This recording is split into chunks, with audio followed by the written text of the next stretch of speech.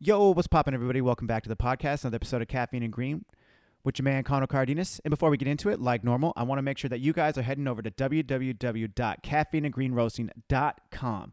That's right. If you head on over to the website, you can get any one of the 3 coffees that we have on sale today, which is, the Issa Blend, which is the OG, which is dark, chocolatey, and bold. We also have the Victory Lap, which is a single origin Tanzania.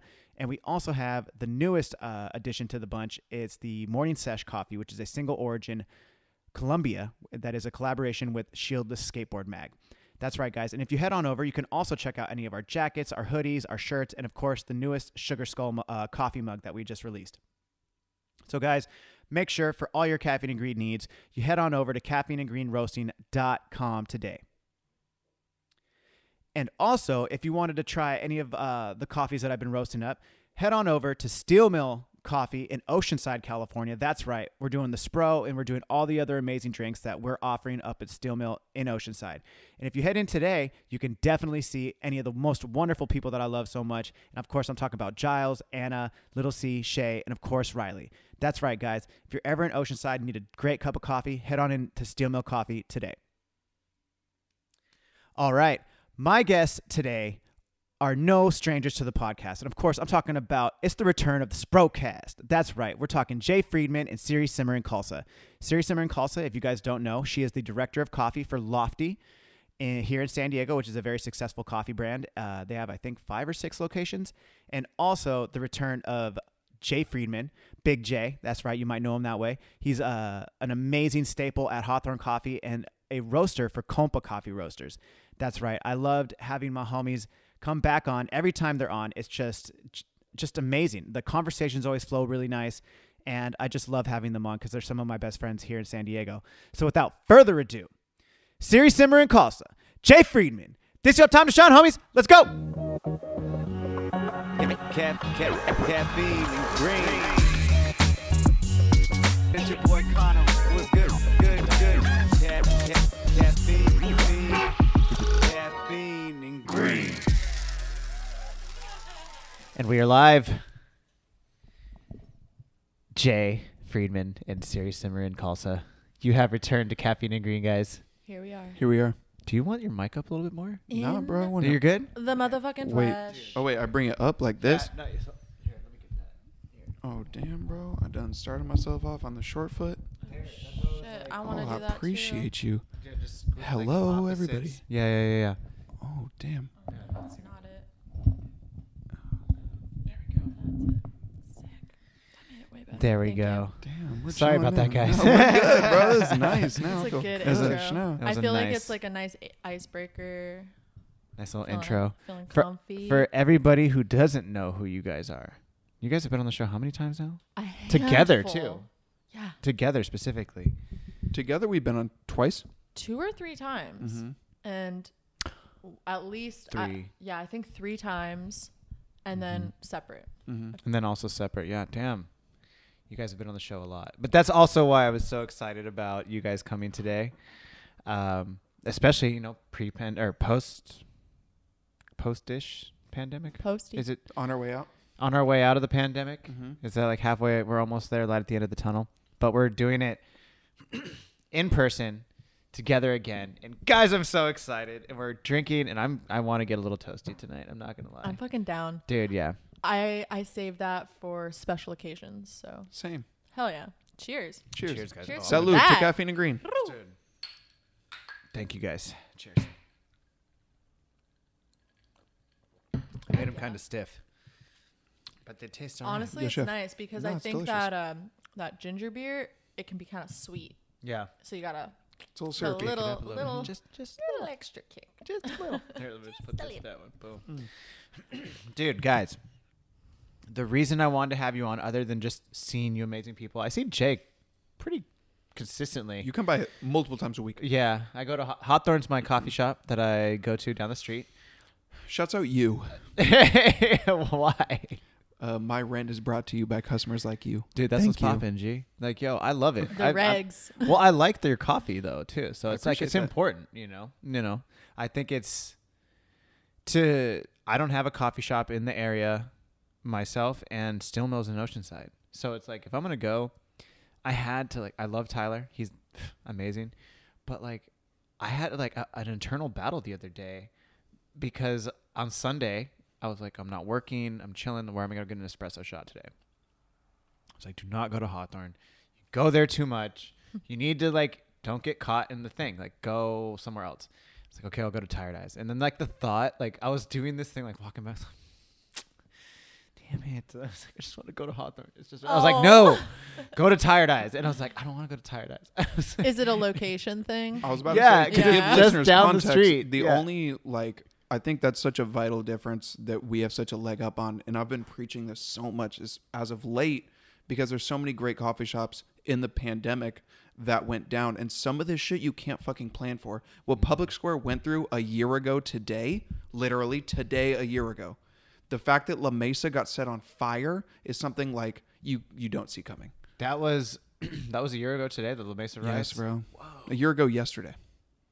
And La Mesa is such a tight-knit community, and they're smack in the middle of downtown La Mesa, and their location is fire, bro.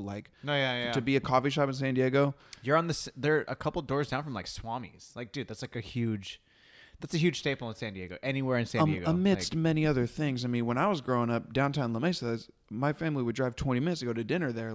We go on car cruises every Thursday night. La Mesa is it's a neighborhood, bro. If you live in La Mesa, that strip of that little village ass looking fucking little Dutch neighborhood, whatever the hell that architecture is, that whole block is where you go. And for them to set that shit on fire and for all that to happen, however justified it was, that rocked their community. And I understand that in the topic of locations, everything, some shit you don't see coming, in the same way that Tired Eyes, I think he kind of saw that coming. I don't want to speak for you, Tyler, but we would talk about downtown's a dice roll.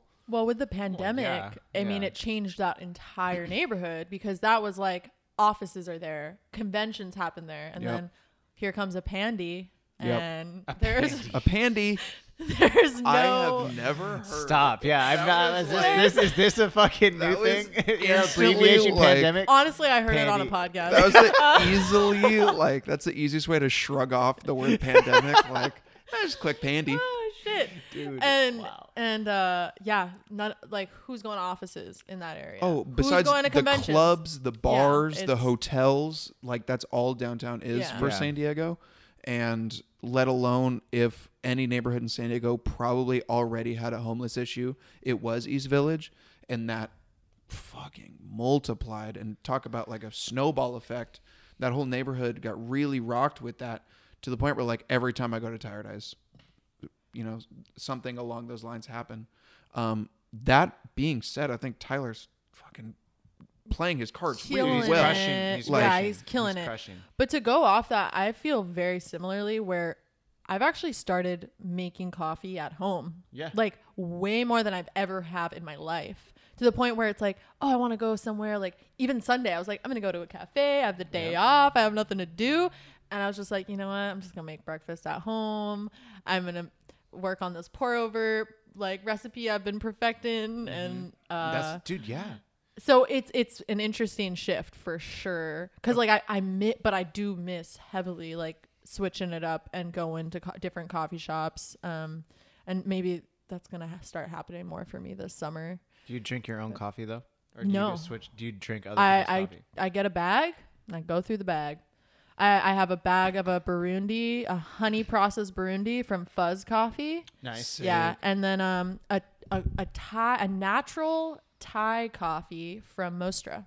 Nice. Dude, I've never had Thai coffee. It's fucking delicious. It's super creamy. But a Laos or Thailand. Sorry. Thailand, Laos, and I've had Laos through stuff you've roasted, but I've never specifically had a Thailand. Oh, okay. Natural process. It's fucking delicious. I'm making on a V60 right now, and that's dope. It's fire. Dude, I do pour overs and batch brew every day. Nice. Pretty much. Yeah, I drink so much of the coffee that I roast at work, I try not to bring it home. I want to switch it up. Dude, I honestly drink a lot of my own coffee, but it's because like I bring it home for him. Yeah. Like for Ray Ray. But then if I'm the rest of the time I'm at Steel Mill or I buy coffee from this guy. Can I respectfully ask you one question as far as your home setup goes? With no hate on anybody or any genuine question. Fucking coffee guy to coffee guy, right? That kettle over there, is that Fettle or what the fuck? Fellow kettle. How would you say that is genuinely more worth it than the gooseneck kettle on the market that you just put hot water, gooseneck kettle, and go? Do you think that is $200 better? Yes, it was $200. But and it's a very, I feel like it's a very layered question almost. 100%. To be serious. Yeah. Is like I'll start with the negative aspects because I don't like being negative, so I'll just get the negative things out of the way. Is when you tilt it too much, a lot of the times, doesn't matter the model, doesn't matter, within time, fellow products always end up dripping from the connection because of the way that the gooseneck aspect of like how it's being poured out of that. For some reason, it's like the water will just come out every time, and it's more of an annoying thing. Wait, come out of the top of the kettle or no, at the base of like where the gooseneck meets the body of the kettle itself. Wait, it drips out of there? It drips out of there if you tilt it too far, like up. What? It's just like a defect thing, but they talk about it though. Like, yeah. It's I mean, I've been using that for some work events. And I was going to chime in with that, but I have not experienced that. Well, no, that's, yeah. I mean, that to me is like the only negative thing. That's other than that, messed up, yo. I love that I would pay $200 to get it again. And I would probably do it a time after that as well. And I just to say, because the one thing I absolutely love about it, the fact that you can place that bitch on there and it stays at the set temperature every time. In between things, you put it on there, it'll start heating the water back up. I like having the water as close to the original temperature that you had set it at in between pours, especially when it's a longer pour. So if it's like, there's the bloom, and then I don't know how you guys do yours, but like after the bloom, I generally will do like I think to 200 grams. So I do a consistent one with like a consistent pour. Like the way I think about it is like a batch brew. The batch brew consistently has water spouting onto the water in like a 5-minute window, right? You do it in 3 minutes at 3:30, and you're doing like in like spurts essentially. I want that pour to be as consistent as possible. For sure. So the fellow to put with that, the way it's not fully goosenecked and it's kind of like kinked, it slows it down and it's really, really nice. And it's like almost more controlling, like more controlled for me at least. And I really, really like it. And dude, it's great. It's like, it's super fucking portable. You would think like, dude, if you think about it, you have like a regular fucking gooseneck kettle and you're doing a pop-up.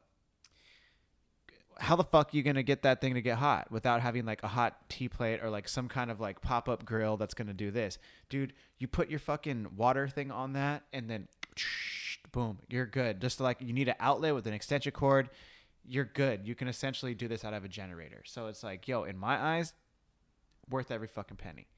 100%. Oh, yeah.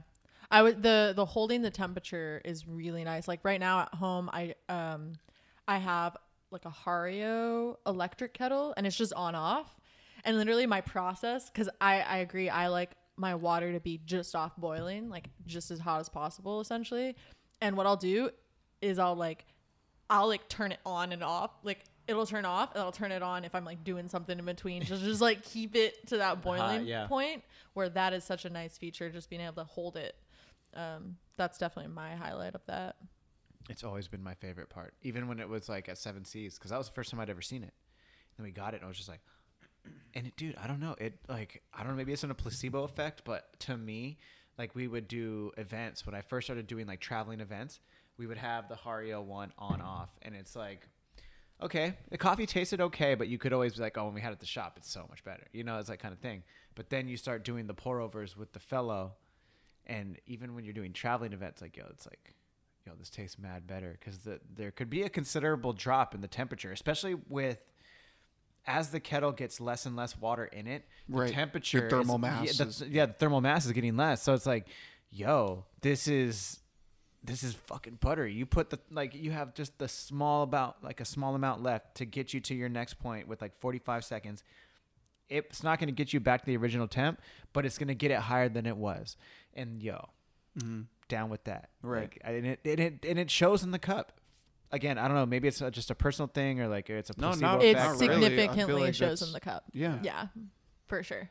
You want 200-degree water, or whatever your preferred temperature is. You want that degree of water the whole time. So. Okay, this is actually a good question, because shout out to Tyler, because he's the most different cafe that I've been to within the last couple of days. But I thought this same question specifically for pour overs. My brew kettle time, depending on the roast, of course, I'll do it. If it's like an Ethiopian, I'll do like 212. If it's a Colombian, Are you talking about temp? Yeah. Yeah. On the for the pour over. So 212 or to 210, and then a Colombia generally will, depending on the roast, of course, generally 210 to 208. But then if I'm doing like anything with the Brazil or any other type of like Indonesian coffees, 208. So it's like I sit from a 208 to 212 range, and I went there and they were starting at like 210. And I was like, ooh, I wonder what it is. I don't, and maybe he doesn't even think about it that way, but is he using an electric kettle, or is he just using a hot water tap? He has that the one that's like kind of basic. It's and it, in no way is that a shade. Like it's just like that one you can get on Amazon. I don't know if it's a Hario, but it's like the bigger. Is it like a water? It's not like a kettle necessarily, but it's like is it a gooseneck kettle, or is it a water boiler? No, it's definitely a gooseneck kettle, but it's like one of the bigger ones. Like I know what I'm talking about. I know exactly. It's kind of like a bubble. Yeah, it's kind like, of a kind of a bubble. Yeah, I've seen it. They have that one there. Yeah. So it's not like off a tap though. It's electric. No. Oh no, it's electric. Like no, they're full on. It looks like they can present a very, very nice pour over. Like sick. I don't give a fuck what kettle you're doing it on. If you can do a solid pour over, a real barista or coffee nerd can do that. Dude, I've done it out of a pot. Dude, 100%. Like fuck I used a pot for a really long time. Yeah. Dude, I'm about it. I'm fucking about it. Like you can make coffee taste good no matter what. It's so funny because people will be like, oh, I bet you have like a crazy home setup. I'm like, for literally until a week ago, did I have an electric kettle? I was using a pot. Dude. It's super simple. I have like this 10-year-old Mr. Coffee machine, and I know it's actually way older than 10 years old.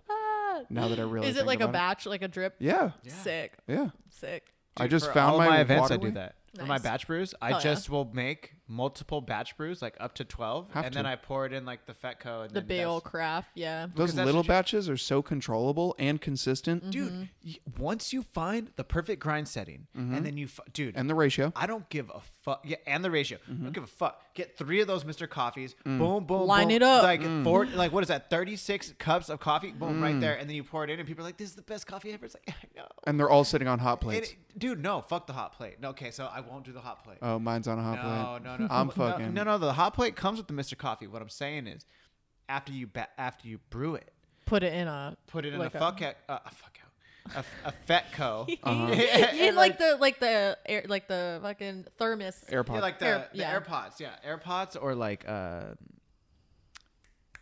they called? They're like fucking AirPods. Yeah, it's we got you. No, the ones that have like the You know what? We have that, and we call it an AirPod, but it's just like a coffee pot. It's like pump. It's like I don't It's know. a coffee pot. Whatever, Gravity. you know what I'm talking about. It's a carafe of some sort, but a big one. Uh-huh. And like, dude, you just get you can knock those coffees out so quick, and they take I can't no power. I can't hear us anymore. Just saying. Sorry. Not to Oh, there it is. Oh, damn. Seriously? Yeah, I was like, wait a minute. Everything's different. I have to get another, like a little thing for that. Oh, for the Y cord is a little janky. God, way to call me out, Siri. Damn. It's okay. Jesus Christ. You're My not life's janky. janky. You're not janky. You're not just janky your at all. Y-cord, No, homie. you're fucking crafty, dude. Make it work until the fucking thing falls apart. You know what's I'm funny all for about it. this though is that all of these cords, all the XLR cables now, they had to be replaced because when I started the podcast over 2 years ago, I got these like whole Amazon setup. But then now as it's been going on, like I started having problems with like I can't hear it. I thought it was that. No, it's not that. It's the XLR cable because they were like so budget. I started going to Guitar Center and shit and like getting like nice XLR cables. And they're like, oh yeah, homie, are you doing it for a podcast? Oh, sick. You're like, yeah, we'll get We you got like you. a nice 15-foot one, like or it's 20, Sick. 30 feet. And it's like, there's like all these musicians in there. I'm just like in here looking at cables like, can you help me? And then so it's been really rad, but like there's upgrades that are slowly happening with the podcast. So That's amazing. this is the next one. I'm This so happy to hear fucking that. thing. Yeah, those things, honestly, those things just go. For no reason. They just go. They're just done. Over it. Okay. Real quick though. I know we can talk forever about normal stuff, but I did want to ask you about our questions that you guys had asked about. Jay, please don't ask.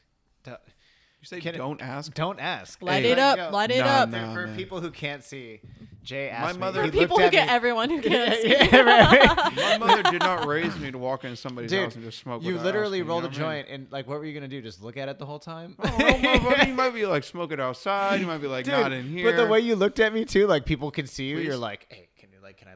You should have just been like, can I light this up? No, bro. What if you would have said no? What if I'm like, may I light this? And you would have been like, no. Fuck no. Denied. What was I about to show you? What were we just talking about? We were talking about some questions you Oh, had for us. that's right. I'm sorry. I'm Questions. sorry. That's all right. Oh my god. I got distracted. Okay, so Jay.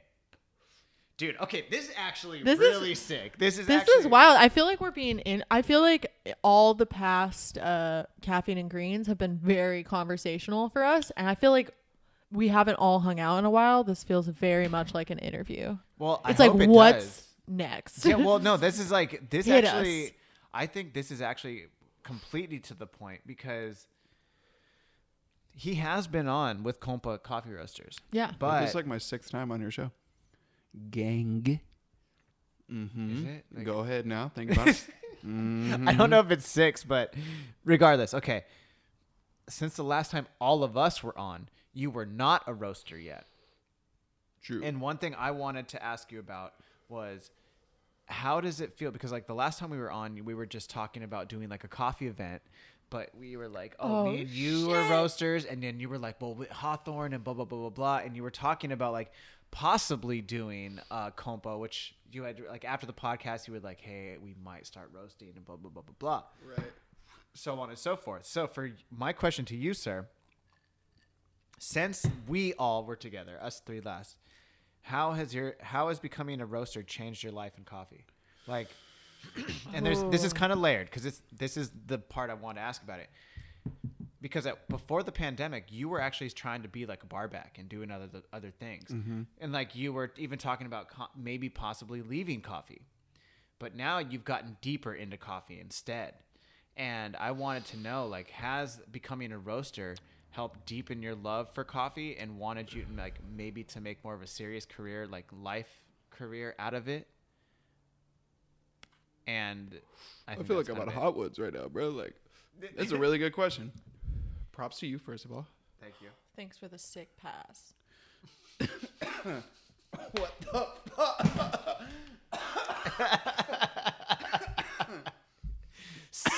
Sick pass. Like John Stockton. No, I think obviously it's a great question. I knew for the longest time as a just whatever barista you could say, I knew that roasting coffee would create more of an intimacy with the product itself. You can only read so much until you start really touching green and start feeling the organic product itself. And then as time went on, at first it was literally just like I was sitting in on roast. I was just following profiles. And then it was like, cool, we're doing the thing. Cool, now it's in bags. Cool. And we're taking each step towards like, okay, now the whole bar is our coffee. Now we have to keep up with our numbers and keep green inventory. Now we need to look to like when we need to start buying our next green bags. Like it was all these little steps. Now I feel like I'm really in like a flow of it where it's like now I get to roast and enjoy it, the process, where it's like now I'm hitting up distributors and looking at their catalogs and ordering all these samples. and not based on like necessarily necessity, but more on like, dude, that sounds bomb, or like, I know my demographic because I'm still at the shop 5 days a week, and I know that my customer base would be stoked on these coffees. And furthermore, I think like sharing that enthusiasm with your customer base is something that not a lot of industries get to do, in the sense that like people don't make whiskey and then make motherfuckers whiskey sours. You know what I mean?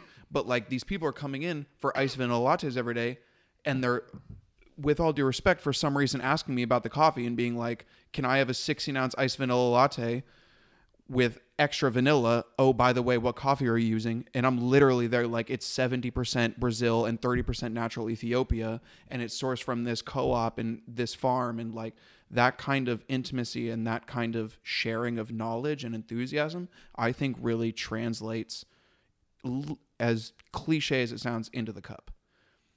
And like, I think taking that one step further and like creating a career out of it, where it's not even like I have to, now it's I get to go to farms and do the origin trips. I get to do the pop-ups and share my coffee with more people. I get to hire people and give people jobs where they also get to share the enthusiasm about my coffee.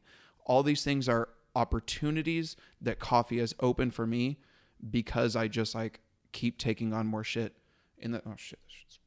I was seeing that about to drop in your drink. I was looking at that too. I was like, is he gonna go?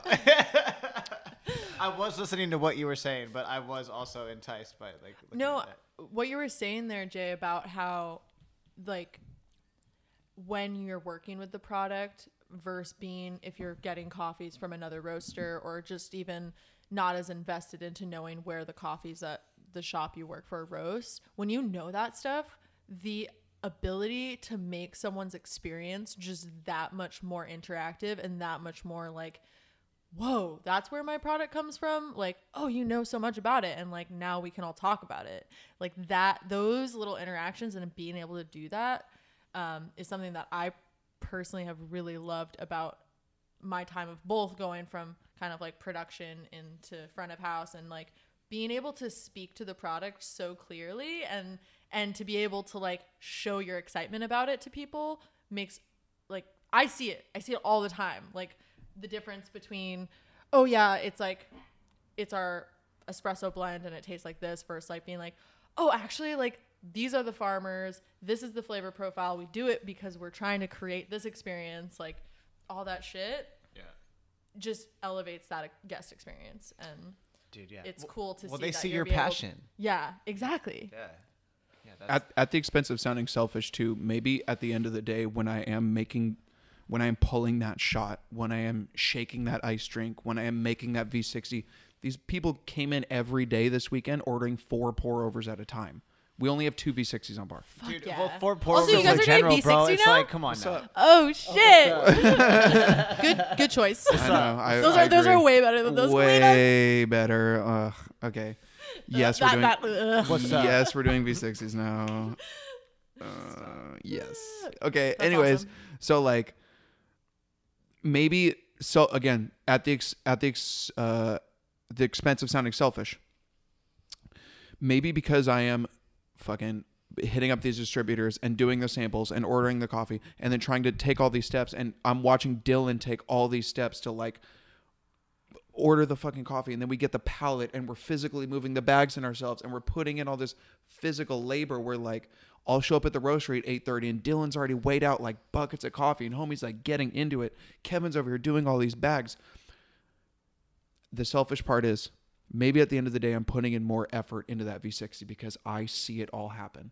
Whereas before a box showed up and I was like, yeah, the farmers worked real hard and Cat and Cloud worked real hard, and they did, man. And like, I'm not saying they didn't, but me doing the work makes me care about that cup a little bit more. Okay, I have a question to challenge that, because I feel like we'll get into kind of where I'm at with all this stuff, but I'm really curious, like, how the fuck do you translate that to other people so that they can be as hyped on it as well?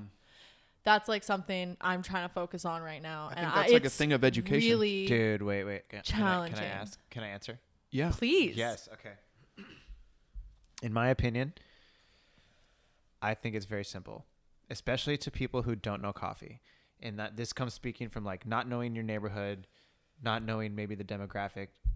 I would definitely say you have to get them first by getting them to like the coffee. Like Whatever it themselves. It is. They'll be like, they oh, have this to is like it really themselves. delicious. Yeah, they have to realize that they really like the coffee. Excuse me. We smoking. Excuse me. We're all just like, oh. Okay, last one. That's it. Yeah, I'm good. I'm good.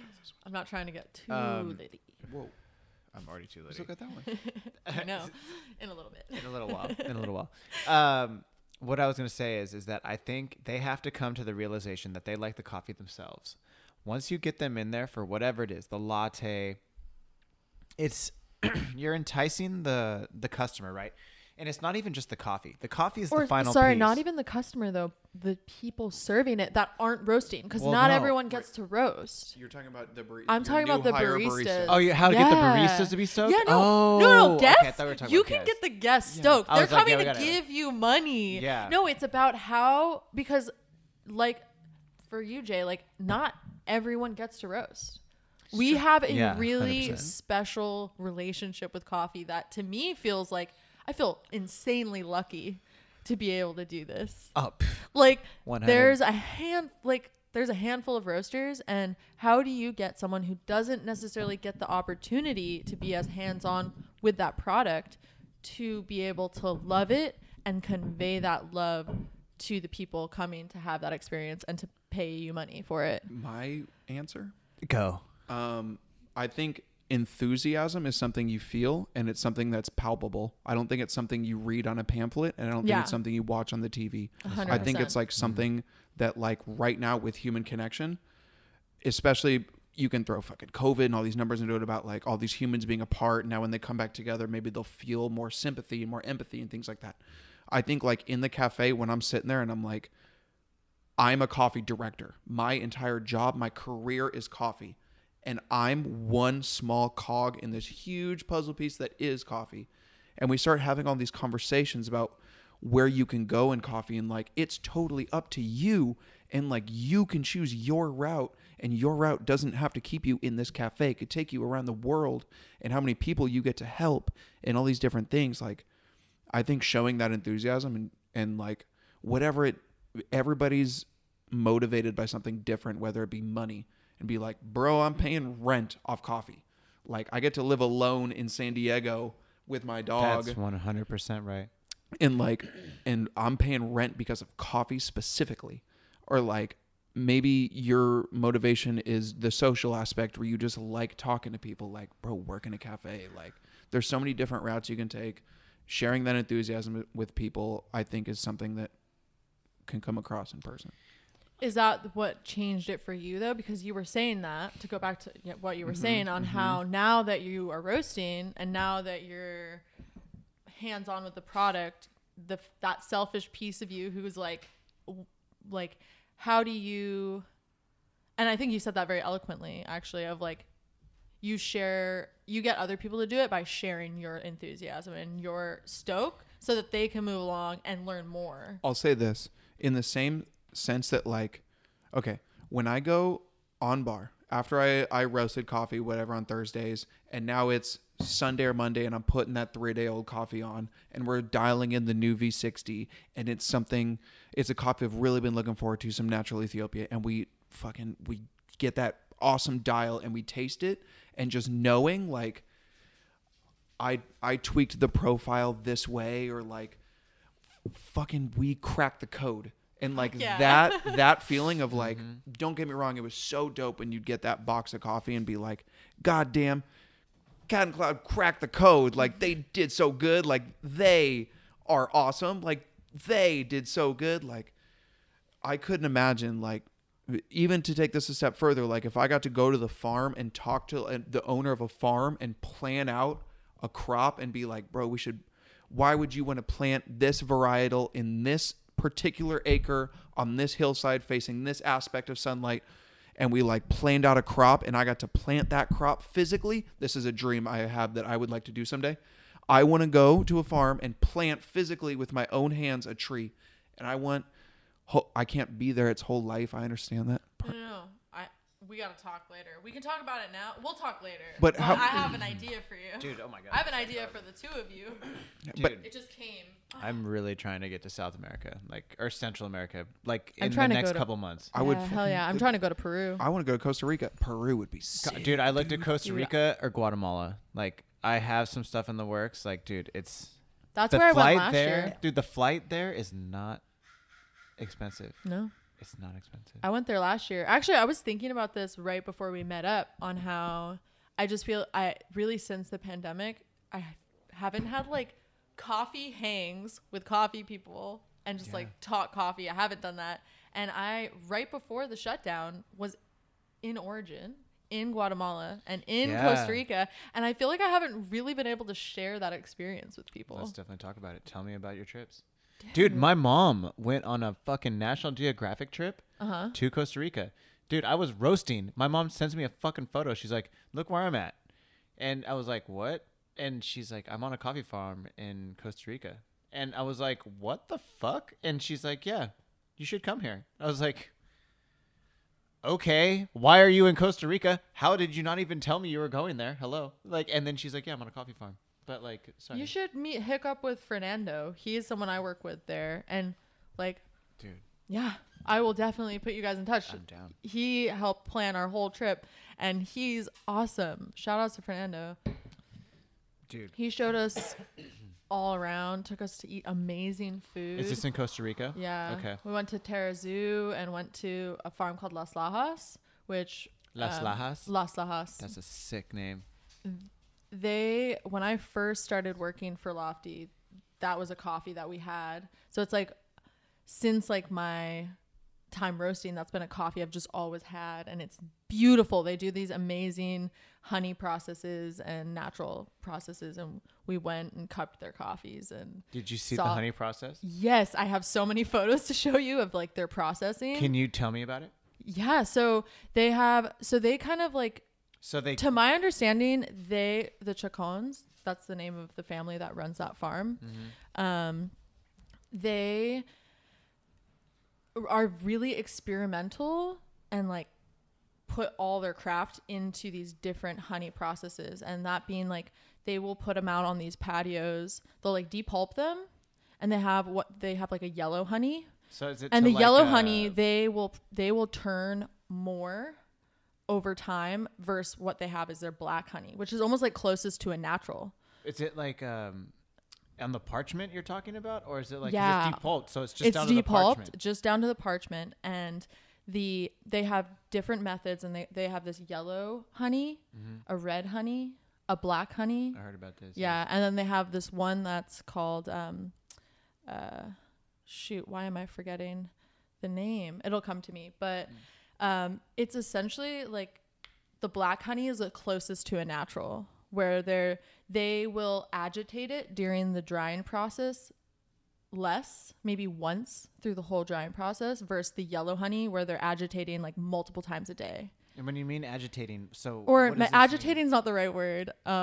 I would say turning the beds. No, yeah, it is agitating it. Yeah. Now I want to show you this photo. It's being dried naturally on raised beds. So actually, the coffee we saw being processed was on patios, but it was shaded. Okay. It was shaded patios. It wasn't raised beds. Just a patio on the floor. Yeah, dude, I gotta show you a photo. Yeah. I'm gonna whip this photo out. Dude, let me see. I'm fucking down. Because I understand what you're saying, but it's I went on a coffee farm in Kona, and they had it dried on parchment but then they also had raised beds. As well. I gotta go way back because it was a year ago, and so I appreciate you letting me take up this podcast time to talk about because please do. Dude. I want to know all about this because this is exactly why I want to go down to Origin. I'm dude, I want to see. Fuck this. I want to go. I don't want to not seriously, do this. You know, really, I think it's you should go. Further the intimacy. So dude, it needs to I've been to coffee farms on my own, but for my own company, I want it to happen because it's I know Check what it it. feels like. Yeah. Just like this. Wow. Perla Negra is what they call their natural process. So this is natural. Those are naturals. Maybe we got some honeys back here. Also, check this out. So guys who can't see us, it's like the coffee cherries are basically. I could send this to you if you wanted to post it. I'm super down. yes, please send me that. Okay, yes, so airdrop that to me. I'm gonna show you in a second here, Jay. Okay, here's an interesting one. I don't know what what they're calling it, but they essentially would as it's drying, they'd make these piles and then they'd turn it. And like in one big it's like push? almost like a compost in a way. Looks, so it's fermenting in here. It's all fermenting, and then they'll turn it. And just by the sunlight? No, the air, the oxygen. Air? Okay. And like, no, there's like patio. So I was showing him. Shit.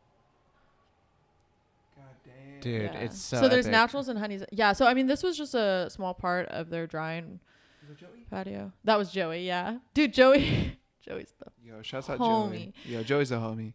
Joey Gia? Yeah. Yo. Dude, he's the homie. He's Yeah, tight. Dude, he's holding it down. And he's a super That good guy. barista. Yeah. Super good Yeah. barista. Good One of dude. the best baristas I know. Dude, yeah. I mean, honestly, I want to show you guys all this, but I also like want to talk with you guys. Yeah. But Dude, you should go. I'm trying to go to Peru. dude, Peru. I dude, bought okay. so much Peruvian coffee this year. I feel like I've learned so much about Peruvian coffee, just like the flavor profile, and like honestly, roasting them's like a bitch. Dude, I love Peruvian coffee. No, I do too. I It's love like, Peruvian but it's like coffees. you have to like crack that code. Back to what Jay was saying, you have to crack that code of just like how to apply that heat so it'll just like take it up and make it sweet. Dude, when I first started working at Seven Seas, they had this Peru coffee that was like, fuck, it was so good. It was just so chocolatey and like, so, I was just like, oh, so easy to roast. And then once you figured it out, it was like, boom, done, son. Like, all right, cool. Done, son. That's Like, our yo, first single origin, like, yo, fire. It's so Oof. good by itself. It doesn't even need anything. It's like, it was pristine. You know, shout out to Pablo, because Pablo was the one who had that Hell connect. yeah. Yo, like, Pablo really knew the dude, just like killing the game. That's So, awesome. I love Peru coffees. Dude, yeah. I hope you get that. You know what you should do, though? Do you like chefs and kind of like going to like, you know, like restaurants with I experiences? live for that. Yeah, Are you kidding okay. me? I literally, that is why. Okay, You are preaching at the choir right now, my man. like check this. Tell Check us. this. Okay, okay, so Central, or it's Central, whatever. Like I'm probably still saying it wrong, but it's in Peru, and dude, I think it's ranked like third best restaurant on the fucking planet. I'm fucking down. Dude, this guy, like, if you ever watch Chef's Table, please check that out. I've actually seen that. You seen that I've dude seen episode? that. Yeah. He goes to each of the 4 like hemispheres they say or whatever it represents in Peru, and then he'll like cook with that shit. Like potatoes grow in Peru like for no reason. It's just like a fucking goddamn potato under the ground that's pull out, and it's like some kind of amazing potato, and this fool will like just cook it up. You can only get it in that part of the world, and he lives there, and he'll just like go over there. I and live do for that. those kind of Make you a experiences, bro. potato. If you go to Peru, like, dude, I bet you if we looked it up, it's like you're looking at like a reservation probably like 6 months, maybe Oh, hell a year yeah. out. Sure. Do that right now. That's what you should I'm do. You should really, do, like, I'm going to. just make the I'm gonna reservation. do that. and Are be you kidding? like, I'm like probably realistically. I already reached out to some people to see if we could go this year, and it's like maybe not this year, but next year. And I can plan next year. Like I can plan and wait and be patient and like make that appointment or Dude, that time just reservation. Flies when you have a vacation planned. But that's work too. whatever. It's work though. But it's like Tax it's Boom. work. No, I'm saying I- time flies when you have a vacation planned. Oh yeah. Like Oh yeah. Oh yeah. when you have a vacation planned ahead, like, oh my God. Dude, I think it's just gonna be like me and Ray Ray. We might just go there. Do it. Just like Of course. under $1,000, we can make this happen. Yes. And like create a relationship with somebody and come back. We're gone for like a week. What do you think? It's like, yeah, let's go. Like, it's like, fuck it. You know, like, dude, just go and make it happen. And maybe take like a homie and just like, all right, we're going to do this? Yeah, fuck it. Like, you know, whatever. Crazy. Do it. I'm so Dude. excited for you. It's going to happen. Sounds like you're gonna do it. That's Yeah. amazing. I want to go to Guatemala though, because like Yeah. I feel good about Guatemala for some reason. They got a fucking volcano there. Yeah. Like that shit's gangster. Like, They have a volcano, bro. Yeah. Like, dude, like I you mean, fucking you go there, that shit could pop off any second. And it's happened in our lifetime in the last couple Vesuvius, years. am I right? If I don't know, like, did it? Oh, Mount Vesuvius. Sorry. I was like,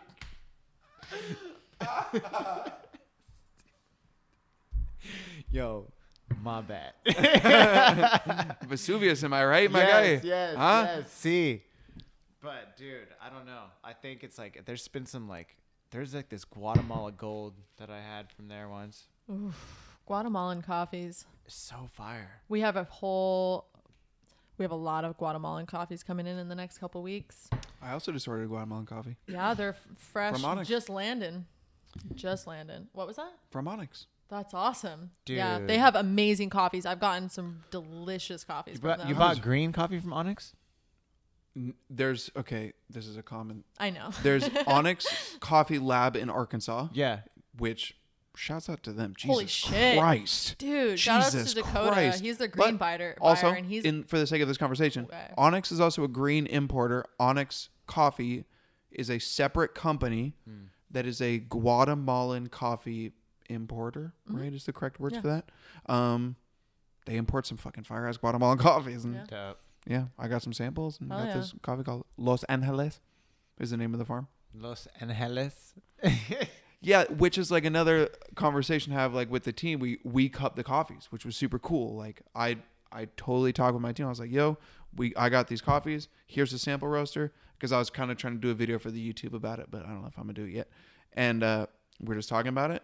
And when I picked the coffee, they were like, Los Angeles? And I was like, well, like that's the name of the farm, the Angels. And they were like, what does it have to do with LA? I'm like, no. Like, No. it is Spanish. It's the name. En Espanol, like the Angels. Yes. It's what they named their farm. It's also what they named a city in California for whatever fucking reason. But like, Whatever fucking reason. am I right? Well, because it's all fucking Spaniards, dude. It's like, that's why it's hella my funny when God. there's Preach, racists in motherfucker. California. And they're Preach. Like, racists are like, I fucking, no. It's like, what street do you live off of? Via de la Valle. It's like, okay. Yeah. Just think about that. Like, or something like Los Angeles or San Diego or like. When they're like, speak on, English G. when you're in San Diego, and then you're Come like, on, say son. San Diego in English. And they're like, fuck. Damn it. Like, it's all Spanish, bro. Come on now. I love that though. That's super awesome, dude. Yeah, man. Oh. Next question. Hit me. I was just about to say. Okay. Oh, that was like a two-parter right there. Yeah, I mean, we definitely went on like a tangent. Yeah. I like it though. I'm sorry. I like sorry, it. sorry, my dog's like attacking your face right now. She's She not does that. attacking my face. I literally was like, come do this Okay. balancing act Okay. on my leg. With all of these things that you've been doing now, and you definitely have answered the question completely. Like, Appreciate it. where do you see yourself going now? Like, what do you think with within the last year, a lot has changed. What do you think is going to happen in the next year? Like, do you guys see yourselves expanding? I mean, you just have a roastery now. Like, you have Compa Roasters, like you were on the podcast for Compa Roasters, but you're also at Hawthorn Coffee. You guys have Baby Clydesdale now. Damn, appreciate the plug, bro. Yo, I'm just saying, like, you're the homie. I love Dylan. I think it's really great. I know, and I go into your shop all the time. Yeah. Trevor's really cool. It's a mutual feeling. Raven, just met her. Yep. Raven with Side a Lope. Y. Right. Yep. Dude, Yeah. that's what she said when she's like, Yeah. she's seen my Still Mill hoodie. She was like, yo, I live right down the street. I was like, oh, I'm the head roaster at Still Mill. Like, yo, Yeah. fucking come through. She's hella O-side, bro. I was Yeah. gonna Talk say to her about she's Oside shit. commuting from Oceanside. No, she Nah, lives she here lives now. here now. Oh, yeah. okay. I was Yeah, like, yeah. damn. She worked at Banana Dang. Nice. That's I what love she that said. place. Yeah. That's what she said. Yeah. I was like, Shout out to yo. Banana But it's Dang. super cool. Hey, shouts out fucking San Diego Coffee, because I just my homegirl was a roaster panicking. She said my friend is moving from O-side to San Diego. She works at Banana Dang and wants to work at a shop here. Dope. She ended up killing her interview and got a fucking job done here. Hell yeah. So reach out to your friends, everyone, if you're moving somewhere or something. Well, that actually kind of brings me to my next question. Yo, this is like a real good segue. Is like, yo, what's popping with the San Diego Coffee Network? Like, Ooh. I actually have Yo. some news about that. yeah. So what's popping with this? What's popping with Well, I actually just started a conversation. I mean, it went away. There was no one running it, and during the pandemic, I think Ari is not really working in coffee anymore. So, but I reached out to Kat and Pablo with Sophie, and yeah, we're just trying to start that event because she talked to me about that conversation you guys had. Yep. And she made this like whole plan, and we're just gonna talk about what that transition looks like and like using that platform to do events. Yep. We're gonna make it happen. Yeah. Super with it. Yeah. Yes. Yeah, dude. Yes. So yeah, I mean, we're still working it out, but think the big things like finding a venue. The venue is going to be the most important thing. Yeah. But this also, I think, coincides with California opening up. Yeah. I think first and foremost, if we're going to keep it to the, like, I think we need to get a spot, not a cafe. Exactly. Yeah. Because it needs to be like outside. It needs to be outside. And like. It needs to be like outside. And like, yeah, it doesn't need to be a coffee shop. No. What kind of event are you thinking? Like a TNT? No. So to be honest, like when I was speaking to Sophie, because I actually had a call with her today. Yeah. Oh, that's awesome. Yeah. Like we were talking about it because she's like, shout out to Sophie. She's a homie. Honestly, one of the coolest people I've met in this last year. Super dope. Yeah, she fucking came all the way out here from she's from where my fucking grandma is from. You want to know something crazy about family? Is my brother worked at Bywater, which is where she kind of like she started there, and like all like so that's like a whole connection. Like we kind of have your brother. You said? Yeah. Whoa. Yeah, he went to school in Providence. Whoa. Yeah. Dude. So like they don't know each other, but they definitely have like mutual friends and are like, I remember when he worked there, him telling me about this place. And I was like, when I listened to that podcast with the two of you, I was like, Bywater, I've heard of Bywater. And I literally texted him right when I heard that. I was like, didn't you work at Bywater? And that's dope. So that's dope. Fuck yeah. Dude, Pawtucket. That's where my grandmother's from or whatever. Like, hey man, I've literally never met anybody from Rhode Island, so fuck yeah. Hell yeah. Kudos. Yeah. You know? And plus she's so knowledgeable about coffee. Yeah. It's really cool what she's been doing. I'm just like, oh fuck yeah. Yeah. You know, like I love seeing it because it's like she's one of those people that she's gonna make it with coffee because that's what she wants to do. Yeah. And that's like, if you're, kind of what to Jay's point, what he was saying is like, I'm paying my rent off of working in coffee. Like, that shit is dope. Yeah. 100%. Especially if you love it. Yeah. Like if you love it, why would you do anything else? I think she agrees. She was dude, Lou was. She's Lou politely was asking you to pet her. Excuse me? Dude, no, yeah, I think. That's cute. I think it's awesome. I think it's great that there's going to be some shit coming back to, but dude, we're on this cusp, I feel like, especially during the pandemic. So many people started roasting, so many people. And because of like things like the Roasting Collective that are able to provide people a place to roast and create a product, has really given people just the opportunity to kind of like understand coffee a lot more, and then like take a deeper understanding for a lot of people. I mean, like Prometheus is there, and like he's able to do his whole thing, like his YouTube channels, his Instagrams. He's able to do all these things and then do Little Giant all out of there. So it's like, like in the hypothetical of that too, like just imagine us, Scrimshaw or Tired Eyes, trying to roast any other way. And I mean that in the best way. Like Tired Eyes, he was in the shed for a while, and then he tried to put it at a shop, and SDG&E was kind of giving him the runaround. And like, what does the world look like without that Roasting Collective? It makes me appreciate it that much more. A lot less good coffee around San Diego. Like for real, it let us have that opportunity to at least get our hands in roasting, and at least like, I don't fucking get that ball rolling, man. We could be a coffee city. Like dude, a but that's what I mean. That's like what I mean, though. Like, we already are. We're on the cusp. Yeah. Like, but it's like, about to pop off. Like, wait, San Diego? Because in my opinion, I think Diego. because of this once-in-a-century depression just in general, just economic wise, once in a century depression. This one was aimed at the restaurant industry in a sense, right? The restaurant industry got hit really fucking hard. I'm not saying the depression was aimed at the restaurant industry. I'm saying that like, sorry.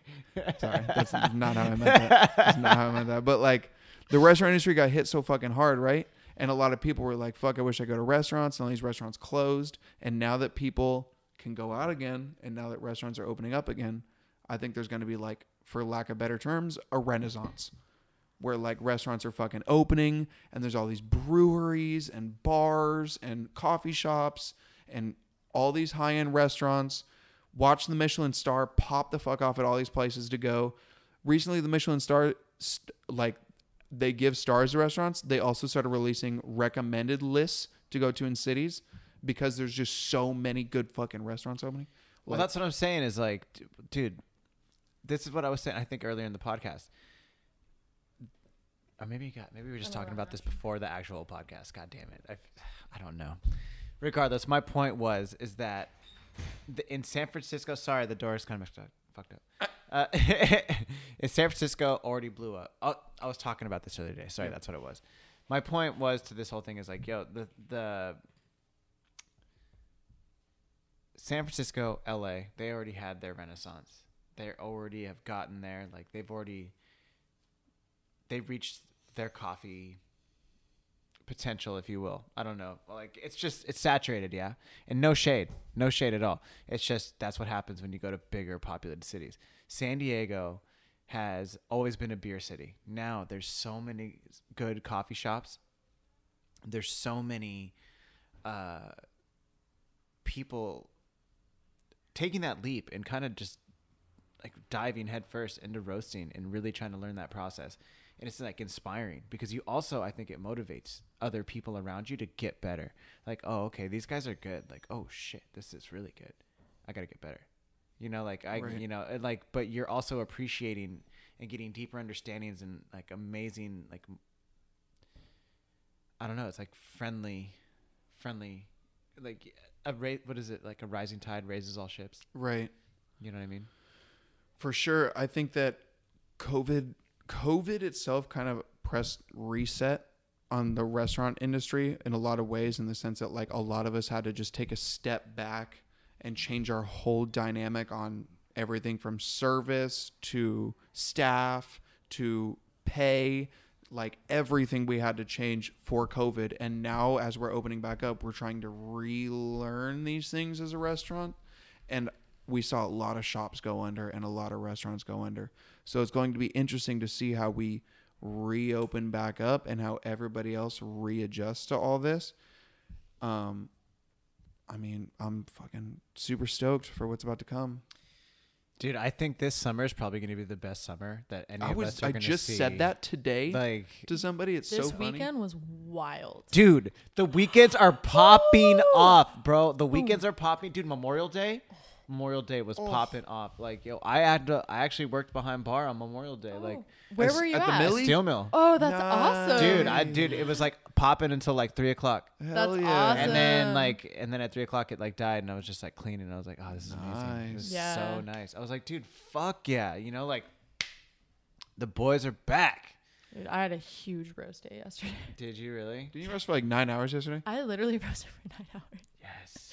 We had so much coffee to roast. And it's like, it's just the capacity that we're at right now. Dude, I love like, it. we just have to. And like, honestly, I'm down though, because I've actually haven't been roasting a lot these last actually about a month. It's like a month and a half. I haven't been roasting as much. How many days a week do you roast right now? I mean, it fluctuates. This last month and a half, there were weeks I wasn't roasting. Maybe sample roasting.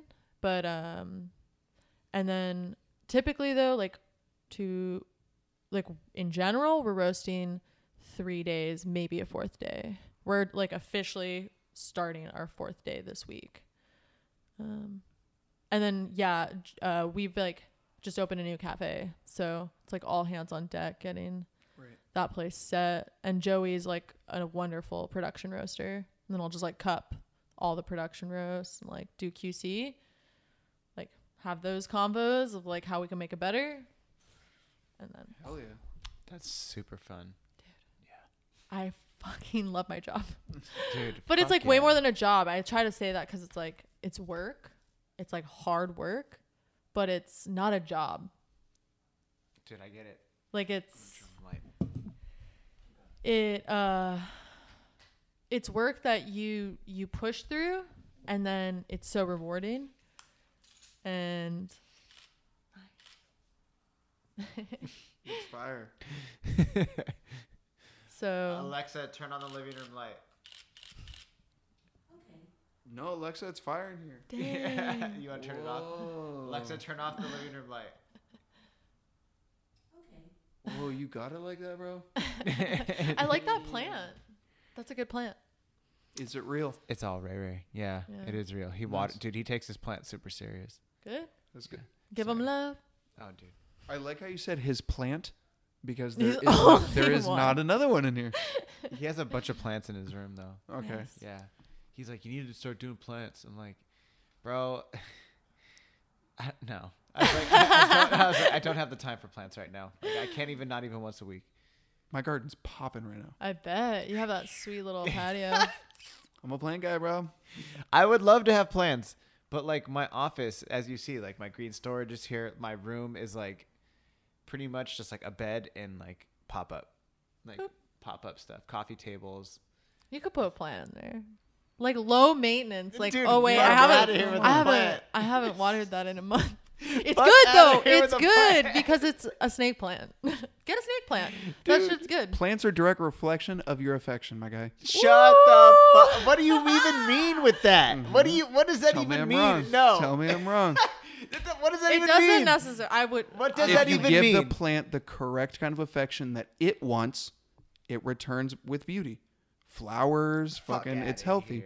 Tell me I'm wrong. It is healthy. Tell me I'm wrong. A flower? It's not- You can't make you a don't- flower like last. You want to bet? I got hibiscus in my house, bro. Come to my house tomorrow. That's not just a flower. What I'm saying is- That is a Yeah. flower. Is that a flower? Yeah. You want to see it? No. My hibiscus popping right now. My hibiscus I'm not even beautiful. trying to. Yeah, you're good, Tano. If you got water other it too priorities. much, it'll die. So what are you saying though? Okay. What's your bullshit? Yeah, motherfucker. Asking What's you to good? spell it out. Yeah, spell it out. If I wanted to water my hibiscus plant every day right now, right?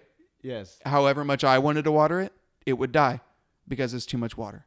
So I have to learn how much it wants, right? If I overwater it, it dies. If I underwater it, it dies. So I have to understand what it wants. And as soon as I do and I crack that code, I get these huge fucking flowers. We're just cracking codes. I'm saying. Shut the And if I don't crack that code, it's this brown fucking withers away and it dies. I have You're just plumerias. saying- I you're have saying you could, like, hibiscus. understand I it. remember that's your orchids. favorite flower, huh? Plumerias and Plumerias. orchids are my two favorites, but Oh I also have hibiscus, and I also grow the California vegetable, you know. And Yeah, I, no. you know. And I grow a bunch of shit in my house. I got lilies, bro. You should come to my house. My garden's popping, I fucking bro. come to your house like once every couple of weeks. What Next are you talking time about? you come over, bro, I'll show you. You'll see. I have over 20 plants in my house right now. I counted the other day. Stop Nice. it. Mm-hmm. Not that that's like a. I don't know. You're fucking. It's. like I think I Tarzan, like bro. plants. They like. You said I'm bring up Tarzan? beautiful- Yeah. Damn. It's in love though. Yo, Fucking- if everywhere I go, the Phil Collins ass soundtrack could just be played.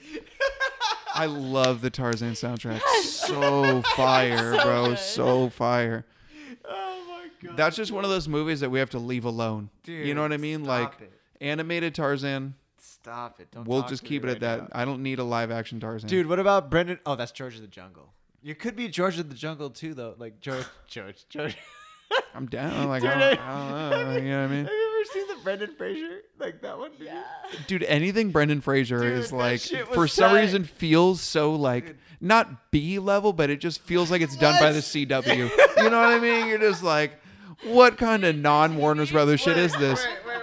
It's just on the CW. You know, for some reason it's like a TBS special. You're like, Yo, did you ever see Blast from the Past? no. No, I don't think so. It was like Christopher Walken, Alicia Stone. What? She was in Clueless. That fucking, the blonde girl. I know who you're Alicia talking- Silverstone. Yeah, there you So go. it was Alicia Nice. Silverstone, Brendan Fraser, Christopher Walken, and like some other like maybe B-list celebrity, and like Paul Giamatti was in it too.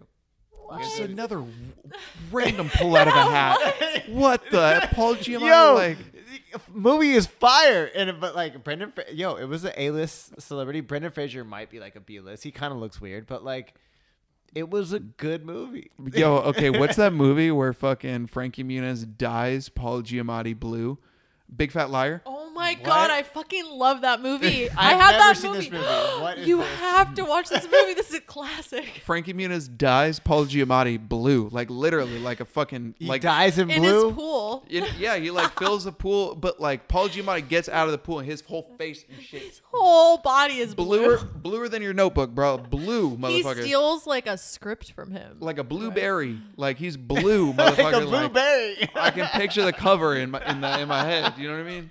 But it's Paul Giamatti, so he doesn't go around. It's just weird, Dude, I love it. I need to That's see so that. funny. What movie is that called? Big Fat Liar. Okay, I need to see that movie. Yes. It's like young ass Frankie Muniz. That was like Spy Kids era. Mm-hmm. That's what I call that era. Another one I Early never saw. 2000s. Shark Boy and Lava Girl era. Dude, oh my Were those, god. like, What the 3D fuck glasses? movies are Yeah. you guys watching? Yep. Those are like kid.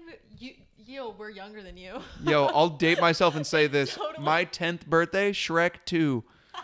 Let's go. Let's go. Wait, how old are you, Siri? How My old are you? age. Oh, I'm 26. You're 26. Yeah, I'll be You're 27. 27. I'm 27, Fuck. Yeah. yeah. And you're 28, so we're good. Huh? Yeah. We're all We're the same all- age, bro. Shut We're the good. fuck up. Oh my god. You were born in 1993. Okay. Yeah, right. Okay. I was Damn. 86. Nice. Dude, yeah. I'm an 80s baby. Have you ever done this? Okay, you were born in 94. Yes. Do you know how many fire music albums were released in 1994? Yes. If you go on Spotify right now and you just search whatever Yes. year you were born, there's a playlist of like albums that were released the year you were born. Our year is fire as fuck. What came out in 1994? Bro, like, I mean, I'm sure I was I listening mean, to sorry that I like grunge music and shit like that. So What are you talking about? Yeah, why are Sorry, you bro. My apologizing? brother's heavy metal as fuck, so I listen to a lot of heavy that metal. doesn't make you heavy metal as fuck. The hell is that? Nah. You're not like a Nah, fan by I'm just saying- association. Bro, no, Well, you I get like it. heavy You metal. get Like I it. listen to Slayer, I listen to Slipknot, I like I don't even like Metallica, Okay, Sabbath, so- stuff like that. Zombie by the Cranberries, that Soundgarden album, Yeah, that's a good one. Basket Case by Green Day, Loser by Beck, that acoustic Nirvana album, Yeah. Sabotage by Beastie Boys, Self-Esteem by The Offspring, The Sweater Song by Weezer, Ooh, that's a good one. Oh my god. fucking really good Vaseline by Stone Temple Pilots, that Alice in Chains album, that one that's really fucking good with like No Excuses and Nutshell and all those on it. I could go all fucking day with this. You. 94. You're just gonna leave while I'm just talking about 1994, bro? Pantera had a fire. Bro, what am I driving your podcast now? Where's questions? No, I'm gonna pull out these questions and I'm gonna interview myself now. This is Sprocast Takeover Caffeine and Green, and Kano's written out some questions, and I'm just gonna do ASMR. Oh yeah. No, not. I'm definitely not. I'm definitely not. So he asked me, "What do I wish to accomplish, and what is my favorite part of coffee?" You think? I mean, I think it's up to interpretation. Whoa, what is my favorite part of life? Yeah, what is? Probably Lou. Hell yeah. What's up, Lou? I feel like once you have a dog, it's like Perspective it's- changes. Yeah. Yeah, I've been running with Pablo. He loves it. He just gets home and it's just like, Your dog's crazy athletic. yeah. Yo, we've been going on adventures. It's been so fun. You just like leave from your house and walk somewhere. No, we've been like camping, like going outside, for just sure. like exploring. In the wilderness. Yeah, we've been going up to Idlewild. Did you go to like Ojai too or something like Yeah, I went to Ojai. Yeah, we've been going out to like Anza Borrego, Culp Valley. There's like finding dispersed camping and climbing.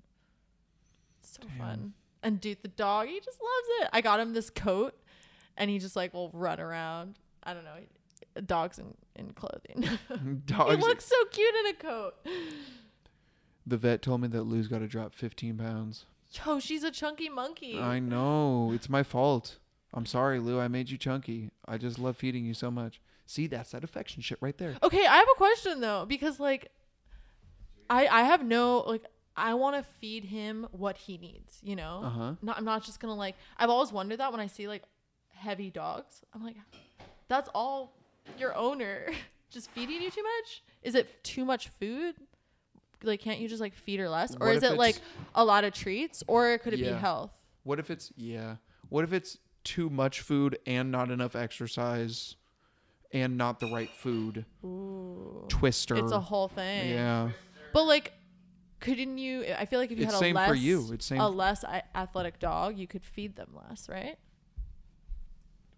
I suppose so, but is that what you want to do? Is like starve out the dog so that you don't have to actually not starve them. Not you, sorry, but like yeah. No, don't starve them. You become so abusive. Siri, stop. I'm just kidding. Siri does not abuse her dog. I'm just kidding. Disclaimer. Oh my God, never. I'm just kidding. Jeez.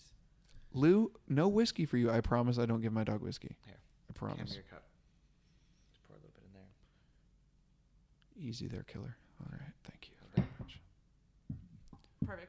Hey, Con, I was about to interview myself on your podcast. Yeah, he's interviewing himself. What, you can't like have a conversation with me? Oh, that's true. We were talking about our dogs. Yeah. Sorry, guys. Sorry. Oh, don't even sweat it. Honestly, I know we're like recording a podcast, but I'm loving the vibes that are set up here. Actually, your house when I is went super to the dope. restroom, I was like, I honestly feel like we're just like at this table having a conversation about coffee. I know. I should have brought pizza or something.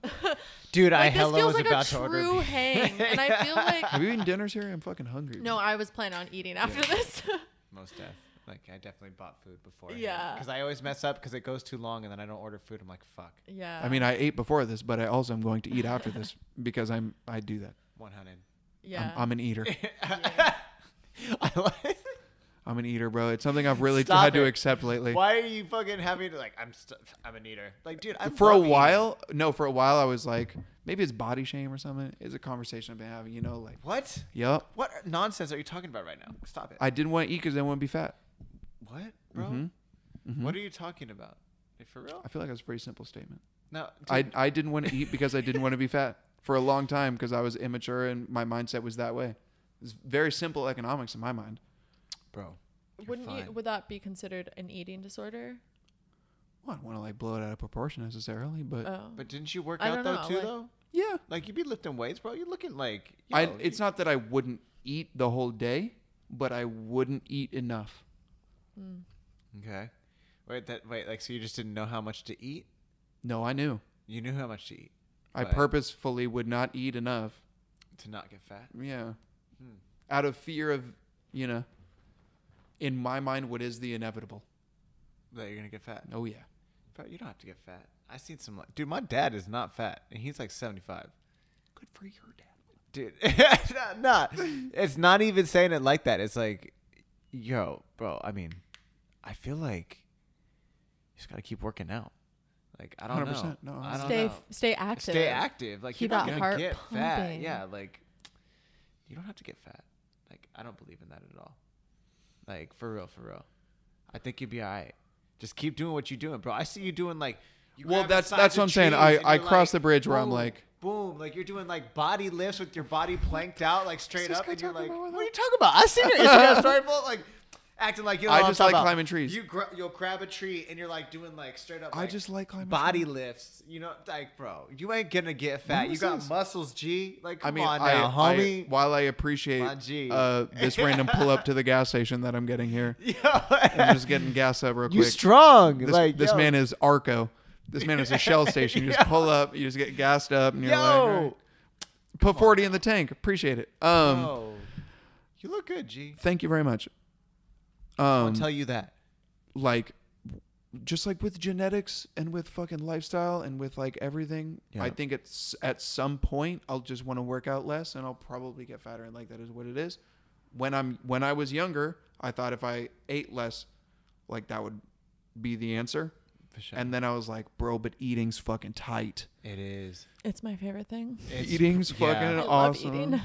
And like, whether it be like cooking for somebody or like just eating together with your homies, or like something I've really been doing recently is like cooking with the homies. Yep. And I know you're not supposed to say that during COVID, but like, what do you mean?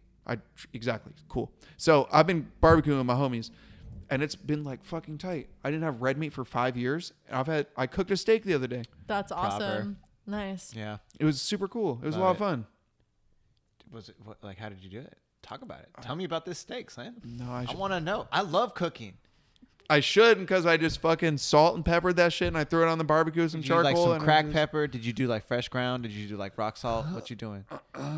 Grandma gave me a bunch of seasonings. I helped my grandma. Pepper, you know what I mean? Like, I'm sorry. Yeah, it's all Yo, good. I hope It's Gordon all good. Ramsay It's ain't all listening good. to this, but Dude, son. I salt and peppered a steak and I barbecued it. Yep. I made a salmon with some lemon and some butter and garlic, and then I made a salad with avocado and strawberries and like salad mix, and then we also made some rosemary potatoes, and then we also barbecued some asparagus. That's just Fire. Just popping. like did a whole thing. Yeah, I mean, This is popping. Yo, can I share my Sunday breakfast that I made? hit me. Yo, okay, so this past Sunday I made some asparagus but I like got some olive oil. Started heating it up, put about 3 garlic cloves.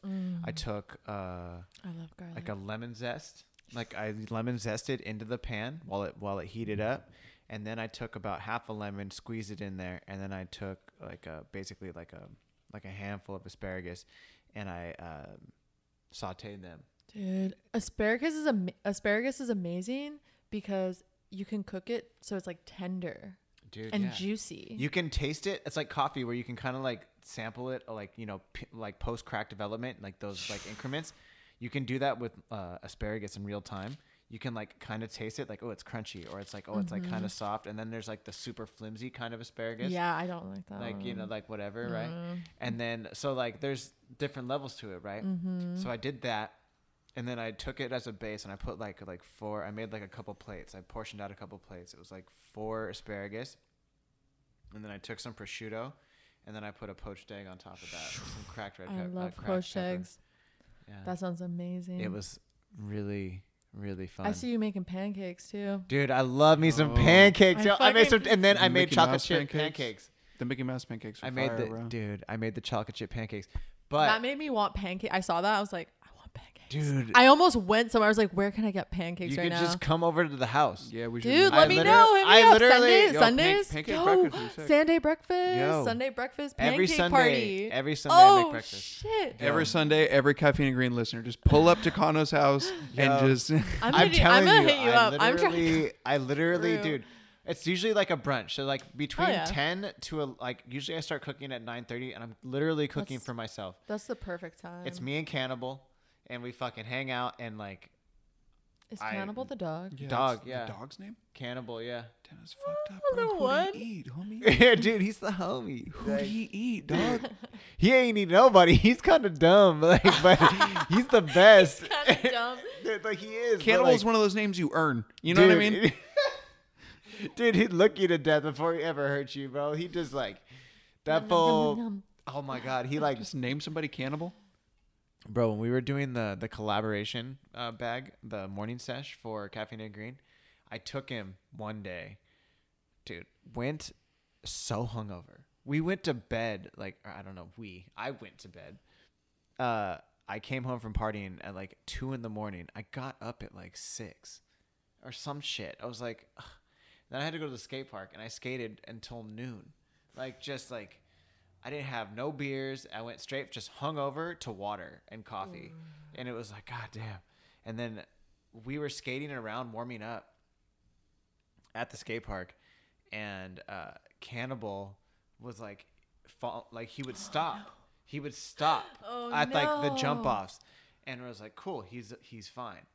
And for some reason, I was like going around and he was getting confident or something. And then, dude, on one of them, he started chasing me. Oh no. And I was like, he's fine. He's going to stop because I saw him stop before.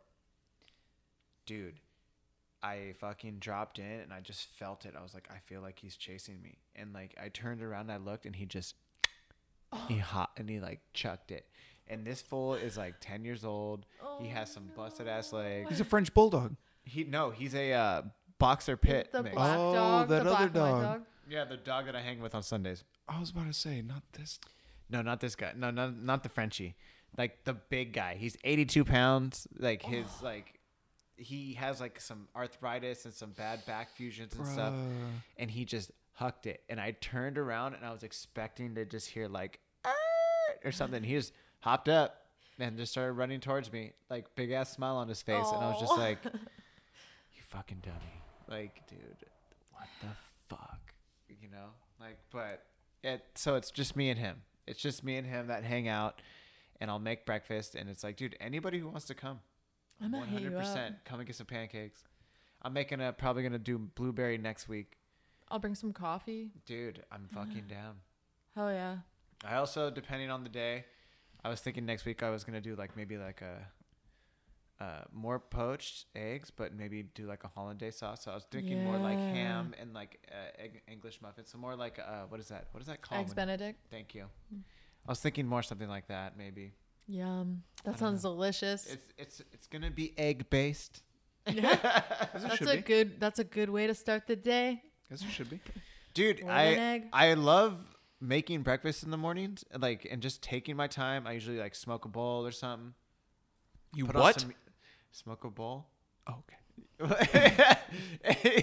And then like I'll put on like, you know, either some MMA or just listen to music, or like, dude, so put on some like super rootsy like reggae, like some Alton Ellis or something like that. Mm-hmm. Yo, all day, son, just in there cooking. Like, fuck it. But doing it at the same time, because I want it to be like roasting. All timed out. No. Oh. Like, I want to be doing multiple things at once. So like I'm doing the pancakes while I'm also trying to saute the asparagus, and then also trying to get the water to boil to do the poached egg. So it's like I have it set up all over the thing, and I'm like doing, and so it's always doing something. And that way it kind of comes out all hot at the same time. Yeah, that's so important. Yeah. That's the worst, when you like make part of it and you're like, dang, that's going to be cold by the time I get to it. Yeah, it's like, that's been my problem lately. Dude. The timing is everything. I try that so hard. I love Get that right. I want to do more like coffee cocktails though. Yeah? Like actual cocktails. But shit like you can't normally taste. Like for the first pop-up event that we did, we did a spiked horchata. That's essentially what it tasted like, and it was like tequila and cold brew. That sounds good. It was super good. It was the Issa blend with like some tequila. Oh yeah. Were you doing pop-ups with alcohol? I did that one at Side Yard Barbecue. Fuck yeah. Yeah, in the barrio. If you're down for that, I got fucking drinks for days. Dude, yeah. I did a pop-up where we did our broadside, which is nitro, vanilla, cinnamon, oat milk. And then I did Hennessy with that. Fucking shaken. It was incredible. Whoa. Yeah, dog.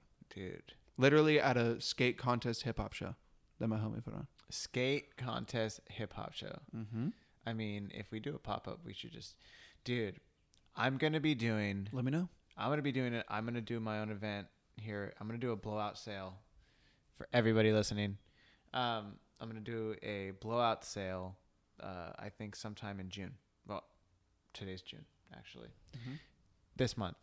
To get rid of all the product that I have left. I want to get rid of all of it because there's not a lot left, but I want to just like do a blowout sale. But then it's like at the same time, it's like, here, everything must go. Fucking come through.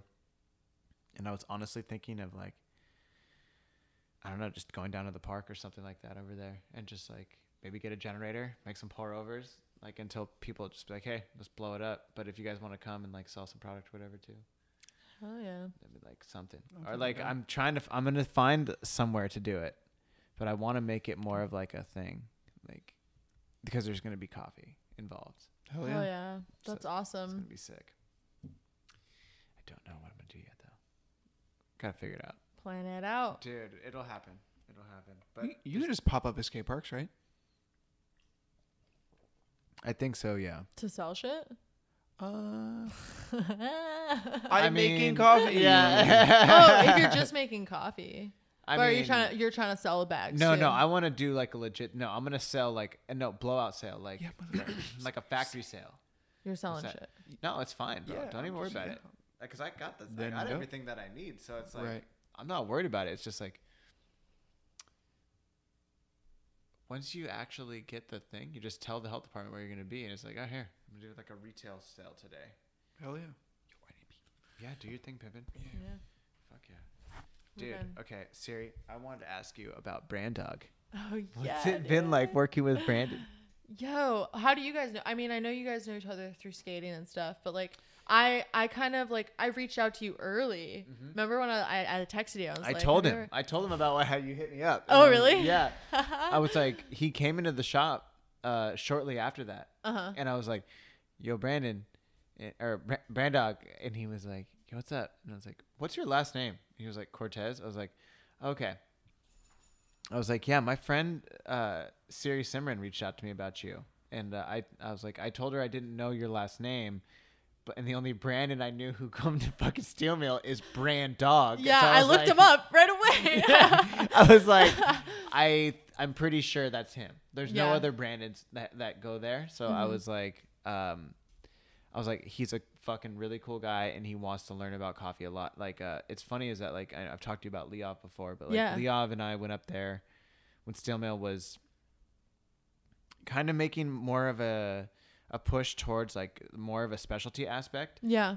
Pre-pandemic. Yeah. And they brought me and Leov in to teach them how to do pour overs and stuff, which was fucking dope. And Brandon apparently was the one who kind of like ended up spearheading that after we had left, and he like and we had taken videos, and I would take videos of Leov doing it, and then I would send him over to Shay, and he would like give them to Brandon, and like they would watch him or whatever.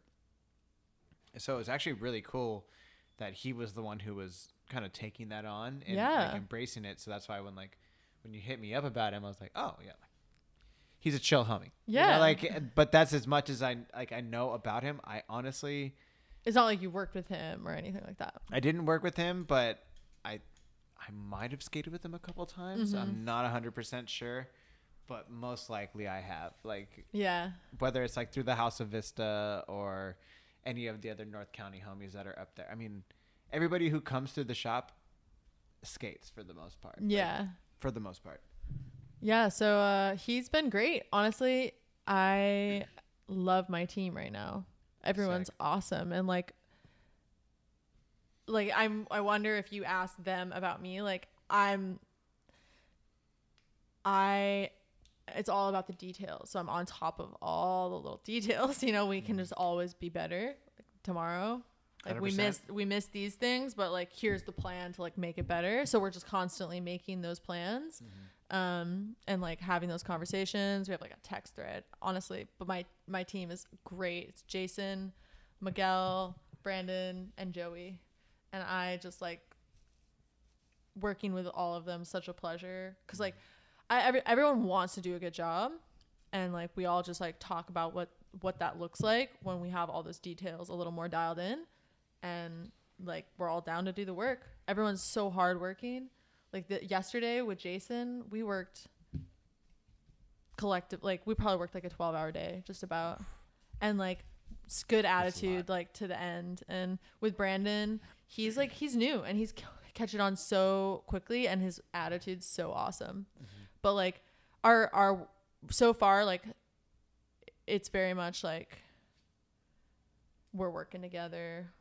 I'm kind of the boss, so I'm telling them all what to do better. So yeah, it's awesome though. Yeah. That's like really this year, my growth as a leader has been huge. Like in this last year, that's actually probably, you know, I've roasted a lot of coffee for a while there in that pandemic. I was like just behind the roaster 3 to 4 days a week, all day, just roasting. 8-hour days? All collectively, maybe not 8 hours behind the roaster, but yeah, like full days. Damn. Full days. That's gnarly. But then we got Joey to come in and do production roasting. So that was like allowed me to roast a little less. But, I was saying, this year, yeah, I've been roasting coffee, doing all these things, but my skill as a leader has like, I feel like that's what I've really grown in this last year. And that's cool because you make those impacts on people, like, and it's all about just being a little bit better tomorrow. Like, every day. And as like for everyone, not just new team members coming on who are like new to the culture and new to what we're doing, but the collective whole. Yeah, it's been fucking awesome. Dope. Yeah. Dude, I don't know how we got there. How we got there? What? Oh, we were just in the conversation. We were talking about Brandon. Brandon. Yeah, dude. Yeah. That guy's awesome though. Dude, I love Dude, yeah. No, I totally love that. Yeah.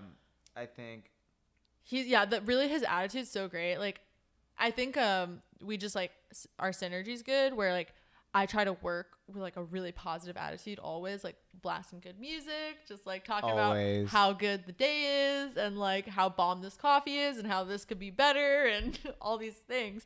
And it's just like a good vibe. And he like we have a good day together when we work together. good. So That's fucking sick. Shout out to Brandog. That's the homie. He comes in and gets the Americanos, like the iced Americanos. yeah, that's what he gets. Always. Yeah. Always with the iced Americanos. I had one yesterday. I love an iced Americano. Dude, I think my whole new thing right now has been cold brew. What's on cold brew? Dude, Shay made this. So we have this single origin Ethiopia matcha that we have. Is it a washed? It's a natural. Natty. Dude, natural coffee's on cold It's- brew. fucking unreal. Like, I came into the shop. Shay didn't tell me he was going to do it. Excuse me. And he's like, yo, we made a single origin Ethiopian matcha. Try it. I was like, okay. Tried it. And I was like, oh my God. I was like, yo, what the fuck? And he was like, yeah. And I was like, this is like a blueberry, like a chocolate blueberry. And I was like, there's no acidity to it. And it just tastes like good. Sweet. It's super sweet. And it was just like, but it's like fulfilling and it doesn't leave a negative aftertaste. And it was like almost refreshing in a way. And everybody, I was like, dude, are you serious with this right now? And he was like, yeah. And then I was like, okay, everybody try this. And like Anna tried it, and then a couple of people, we like started pouring it for people, and then we had a couple other people, like a couple of Shay's homie came by, and Shay had them try it, and it was like, everybody's like, yo, like what the fuck? And I was just like, yo, what the fuck? Like, yo, we need to just make this on cold brew. Like, Hell yeah. This is all it needs to be right here. So it's been quite the experience, and it's like Shade knowing like what the coffee tastes like, and he's like, I think this would taste good as cold brew.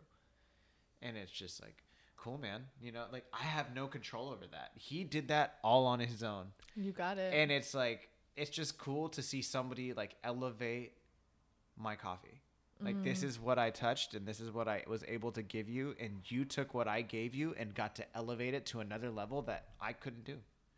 Like, I you know, maybe I could do it if I obviously just grinded it out and made the cold brew myself. But, like, I just made the coffee. And he saw the product and what it could potentially be, and he made it his own. And it was so fucking rad to see that. Yo, shout outs to the team. Yo, that's what I'm saying. Yo, like, it's yo. like it takes us all to get to that point where, you know, you have the potential of that coffee has been reached. Yeah. Right? Where it's like, this is the best this can be. Yeah. Dude, in And my like opinion, having that's like it. all of the people's hands in it. Like you were just saying I don't want to reiterate you. No, but I like, mean, dude, what you're saying though is like, to your point, what you just said, like I think of the process. Like when we first roasted it, it was like, oh my God, this is amazing batch brew. And then all of a sudden it's like, we should throw it on espresso. And then it was like, oh my God, this is an amazing single origin espresso. And then you do it as a single origin like Americano. And it's like, oh my God, you know? let's soak that shit for Dude, hours. And then they make it into a cold brew, and it possibly is the best version of what it could be.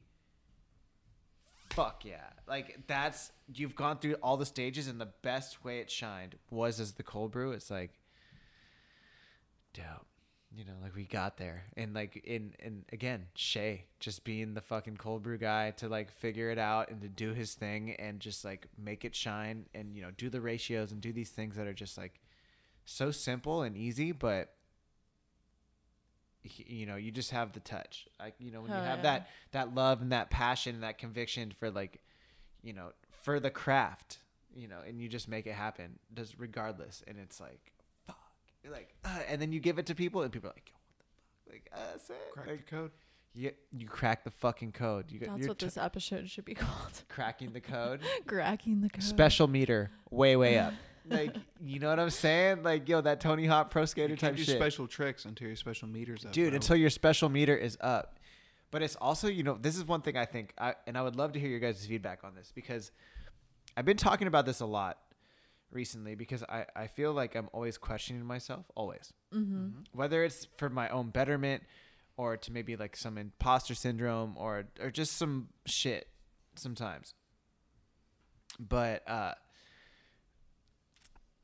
I've been thinking about a lot is like the people that come into your life that like end up getting you to where you're at. Like I think about like Shay. When I met him when I worked at Zoom Bar, he was literally the first person I talked about doing the podcast with. Really? He was my first guest. He was on my 100th episode. When he was starting Steel Mill, I was the one he told, like one of the dudes he told, and like he showed me the whole process of it, like painting it out. We like went and looked at the shop when he got it done, and it's just like how things are falling into place, and the people that you meet, whether it's like when I met Leov, and then Leov became one of my first fighters, and then she like is one of my coffee professionals leading into like some of the coffees that I have. It's like you meet people along the way that end up like really kind of just start forming your path along where you're going to go 5 years, 10 years, 15 years down the line. I met you guys like shortly after I started in coffee, and now look at us, and we're like later in life, and like things have over the last couple of years have definitely changed from when we first started hanging out, but it's like we're still fucking here. And we possibly having like a fucking event coming up, and it'd be like things that we planted the seed a couple of years ago on the podcast. Yeah.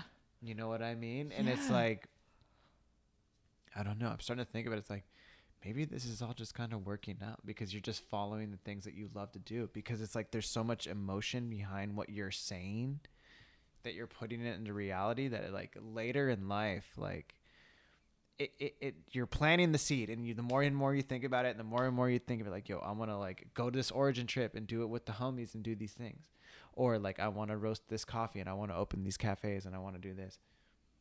It's kind of like, as we've all been friends, like things have started to fall into place, and like things are happening, whether it's because we're putting it out there or because everybody's working hard and putting it out there. But I was about to say it's because you've been consistent. Yeah, but it's like because you're grinding, but it's like all of us are. Yeah, on our things own paths. But we all come back but it's just like, as things have unfolded, I'm starting to realize like there's people that come into your life. You're like, yo, you're just supposed to kind of be around these people, like, period. You know what I mean? I like literally have the chills right now with you saying all this. Dude. Because I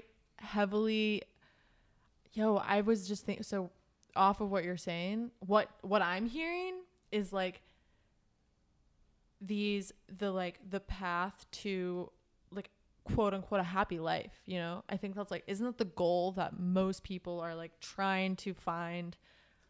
Happiness, peace, love, like all these things in their life. And then we're going down these paths with our careers and our hobbies and our passions, and like all of that happens because of the people we have around us. Yep. But it's also your personal drive though, right? Yeah. Like, what gets you going? Yeah. You feel me? Like, Well, I was about to say, I think we're here because like genuinely at the most basic way, we fucking want to be. Like the whole reason things are working out in coffee for us is because we want to be in coffee. Yeah. It's the reason we stay late at work on those long nights. It's the reason we're there early the next morning. It's the reason that we're down to do events, or we're down to put in the extra time to plan that whole thing out, or to run YouTubes or podcasts, or to do all these extra things. Like, we're not doing it in the fucking construction field. We're not doing it in fucking the bartending field. We're doing it in the coffee field because that's what we love to do. And things are working out in coffee for us. And like, I always try to remind myself of that, is like every day you keep taking the steps further towards what you want. And it's like, what can you do today to take those steps? And sometimes that's fucking clocking into your job and working the 8-hour bar shift or the 8-hour roasting shift, because getting that in is like, practice makes perfect. You know what I mean? And I feel like COVID, I've been working so many shifts and I've just been getting better and better and better. You just stay consistent. You stay grinding. And if it's what you want, Shit feels natural. And it's what you're saying, like, if we want to hang out, it will naturally feel that way. And we won't, like, get some weird anxiety before we hang out. It won't, like, feel forced or, like, anything like that. It's like, nah, like. Definitely not. Nah, homie, like, no.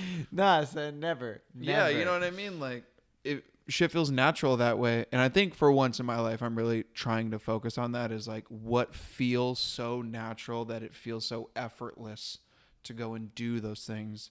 But something you're pointing at is time, that piece of time of, like, putting in the time. That's right. That's something I was thinking about this week too, of, like, things for me are starting, especially in the leadership aspect, are starting to feel a lot easier.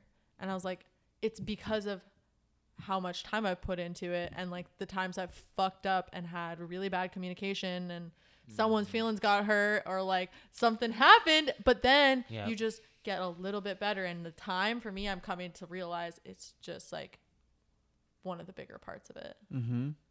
Time that with anything. Consistency, to quote you. Yes, consistency and accountability and being able to learn how to communicate with other people. It's like, dude, yeah. I mean, I definitely agree with, like, the extracurricular activities, I think. I don't know if I definitely haven't, might have said it to you, but I don't think, actually, maybe not. I was hanging out with this person, and they were asking me, like, oh, you do this podcast? And I was like, yeah.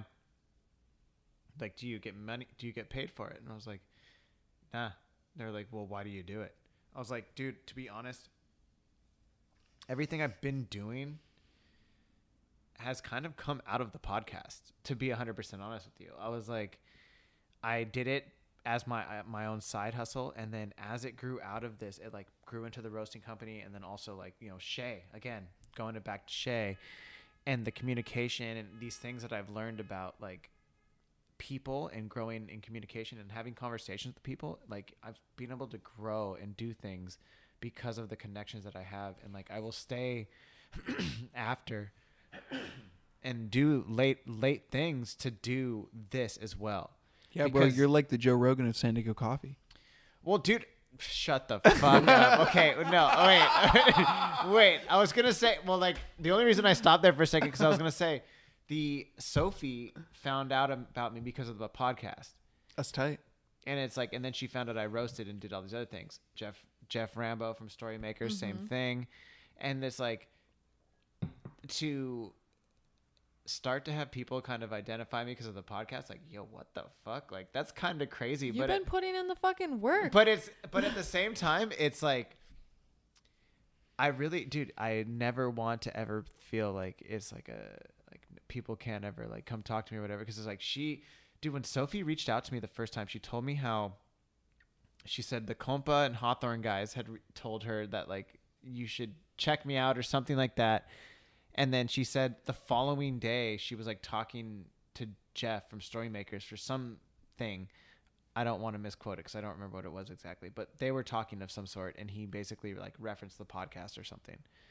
And she was like, in 2 days, I heard about who you were, like, I heard that name, and I had to check you out. So she reached out to me, and it was like, fuck yeah. And then Sophie ended up, I don't remember how, I'm so bad with just remembering details, but we ended up talking about you, Siri. Well, yeah, we've been hanging out. Yeah, it's been so great. she told me, she's like, yeah, like, I was like, hey, you should check out Siri Simran. I was like, Jay, and, like, all these other people. And I listened to that podcast, and I immediately hit her up. Okay, cool. Fuck yeah. I listened to that podcast, and I was like, yeah, I want to know this person. Dude, yes. So that's why I was like, it's been so sick. And I was telling this to Ray Ray. I was like, there's a thing that I've started to see now that, like, the podcast has started to grow. It's, like, a couple years old now, and we're, like, approaching, like, 130. You know, I feel like by, you know, providing no other crazy viruses break out, we could beat a 200, you know, well into the early next part of the year. And so it's like, there's more people I want to meet. There's more things I want to do. But it's like, what I've started to see, though, now is that people are growing from the network.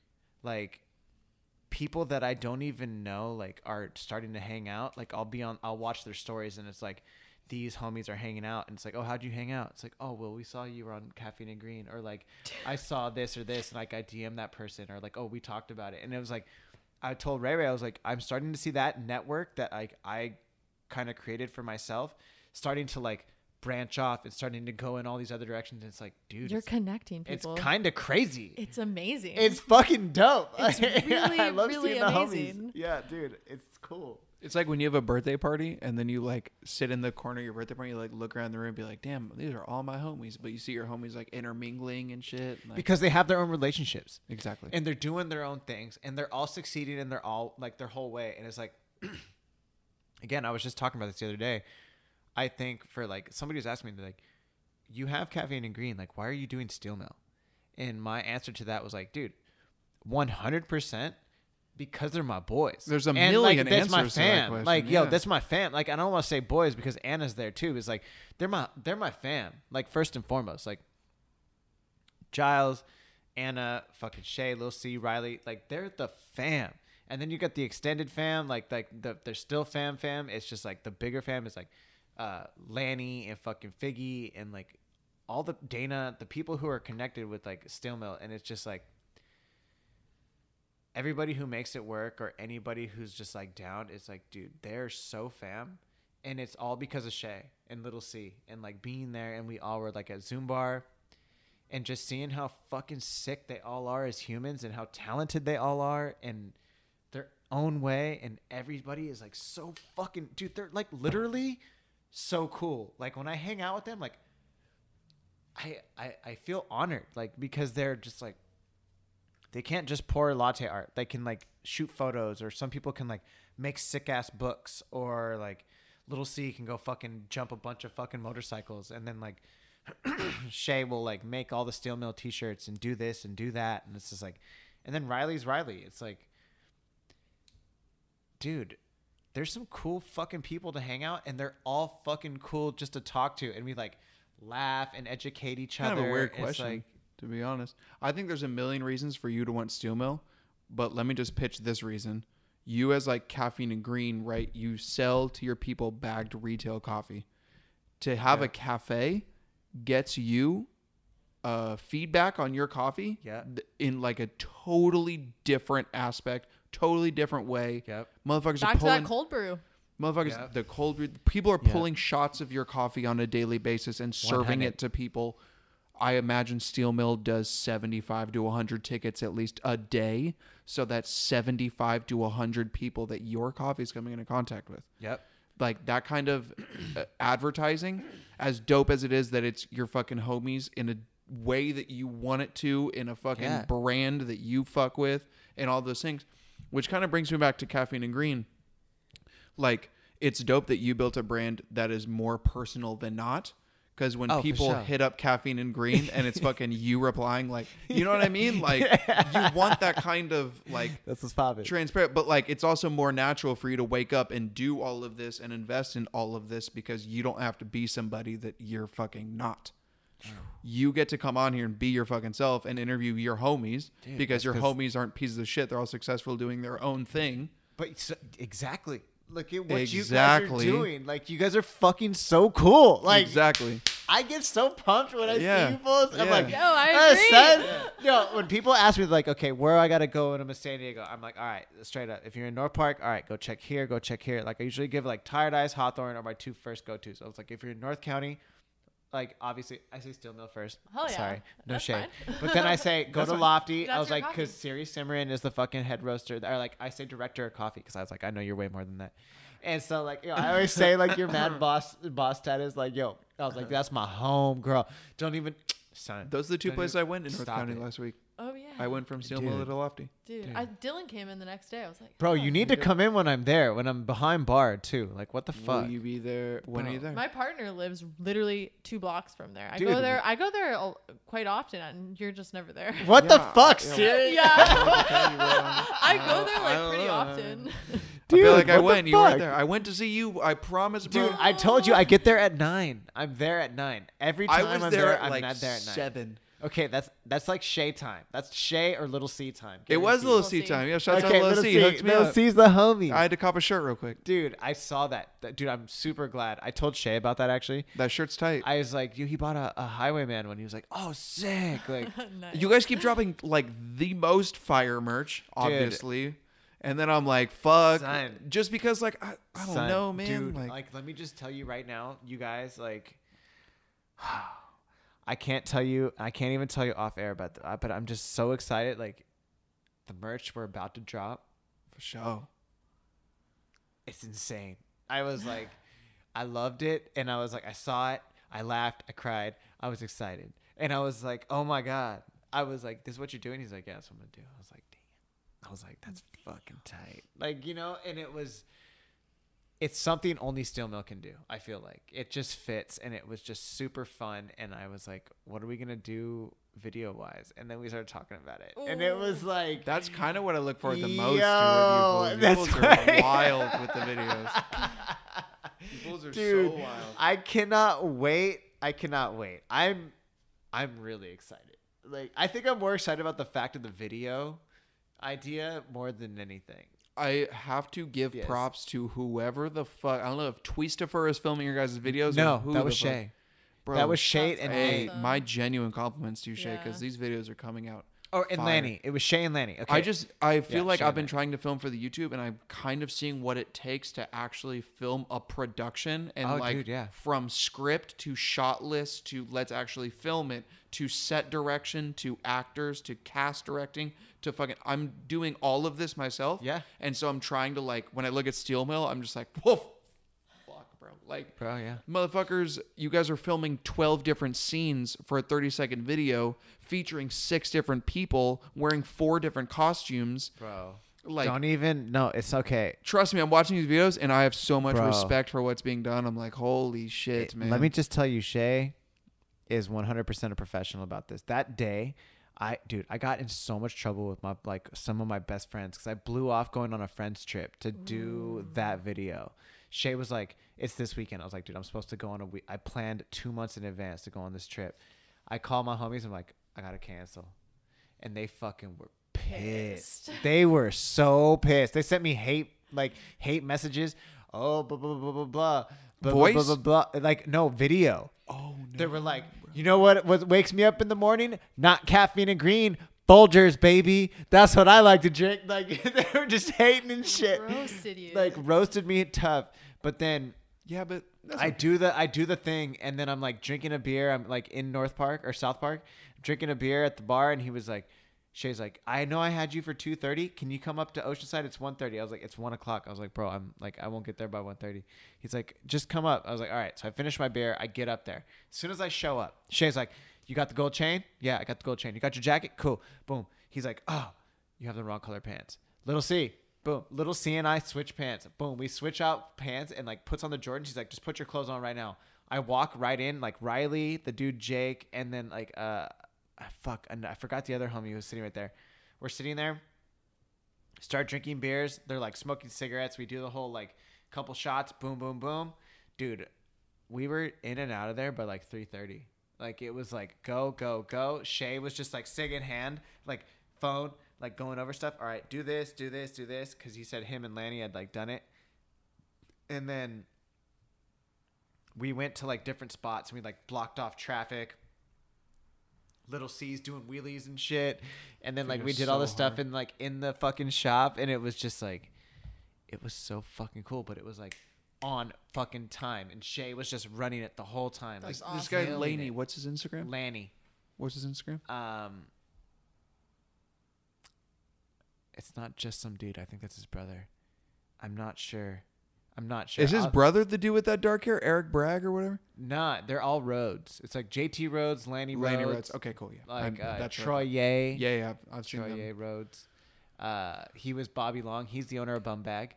Cool. So they're all brothers. And then there's Forrest. And Forrest is a fucking super rad. Forrest is a musician, but he's also like, he claims he's a better squeegeer than me. This fucker. I was like, nah, son. I can squeegee way better. Like, yo, I'm like mad good with the squeegee. All right, answer Hell me yeah, this. props. One conversation we've been having recently. What is one talent that you think you've picked up, random as fuck, because you work in coffee or restaurants or whatever. Because you work in coffee, you've picked up one random ass skill. And what is that? Shit, that's a good question. Random ass skill. Mm-hmm. I can read body language like a motherfucker. Is that a random skill though? I don't think that's I like wouldn't say that's a a good life random skill. that's like something to I feel like because I work in coffee and because I've worked at cafes and because like the way that Hawthorn is, like when people walk in, we greet them and like I have to read you and see if you're ready or not. Like do that whole thing. Personally, that was one that I brought I think up. that's just a good life skill to have. Yeah. For sure. Yeah. When I think that's of like good. random, I think of something like silly as hell, where you're just like, I can do this. Yeah, exactly. like a party trick. Like I feel like when I think of that, I think random things like, oh, I know how to hold like the water at an elevated thing because it's like a floating bar. So it's like I'm getting the water in the 10-gallon thing, and it's like, oh, I can get it higher and higher with a small like, ooh, ooh, ooh. You know, that's what I think is like a random. Yeah, like a random thing you can do. I've gotten hella good at slicing avocado like paper thin, like a sushi chef. I was gonna say I can hold like 4 lattes at a time. I don't know if that's like that's Can a you random pour 2 caps at a time though? That's the real. like at a Dude, time. like steaming in the two- big. No. Hold 2 cappuccinos. Oh, and do like hold 2 cups, 6 ounce. I don't know what size your cappuccinos are. 8 ounce. Sure. 1 pitcher with 16 ounces of milk or 14 ounces or whatever the fuck. That'd be 6 ounces actually. And then you pour. While holding both cappuccinos. You gotta tilt. You gotta do the whole thing. I try not to batch my milk. Damn, What does that mean? Holy shit. That's Siri enough. Simran gets a cappuccino, a cortado, and a macchiato on a ticket. She steams 3 times. Yeah. I'll do. I'll steam like twice mainly. No, I steam every single. I feel like you gotta like my texture is different on all those. Uh-huh. Mainly the texture. Mm-hmm. Yeah. I could see that though.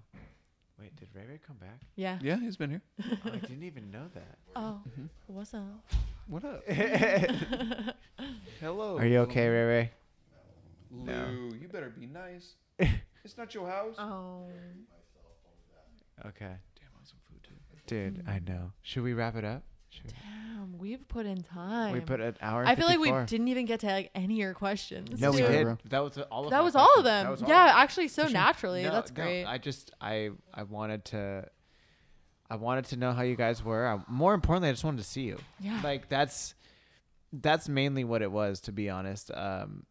It's amazing you can do, to go back to what you were saying of like all those connections you make and the fact that you've just like created a space. Even I was saying like with these headphones on this couch, like I'm not even thinking that we're recording a podcast. Well, I that's just the feel like thing, we're like- hanging out. It's so A good. couple drinks, couple joints. Dude, yeah, well, I like, because, dude, I see Jay more than I see you, Siri. Yeah. But, like, when I see Jay, gets to see, it's so funny, because, like, I was just, again, talking about this a lot lately.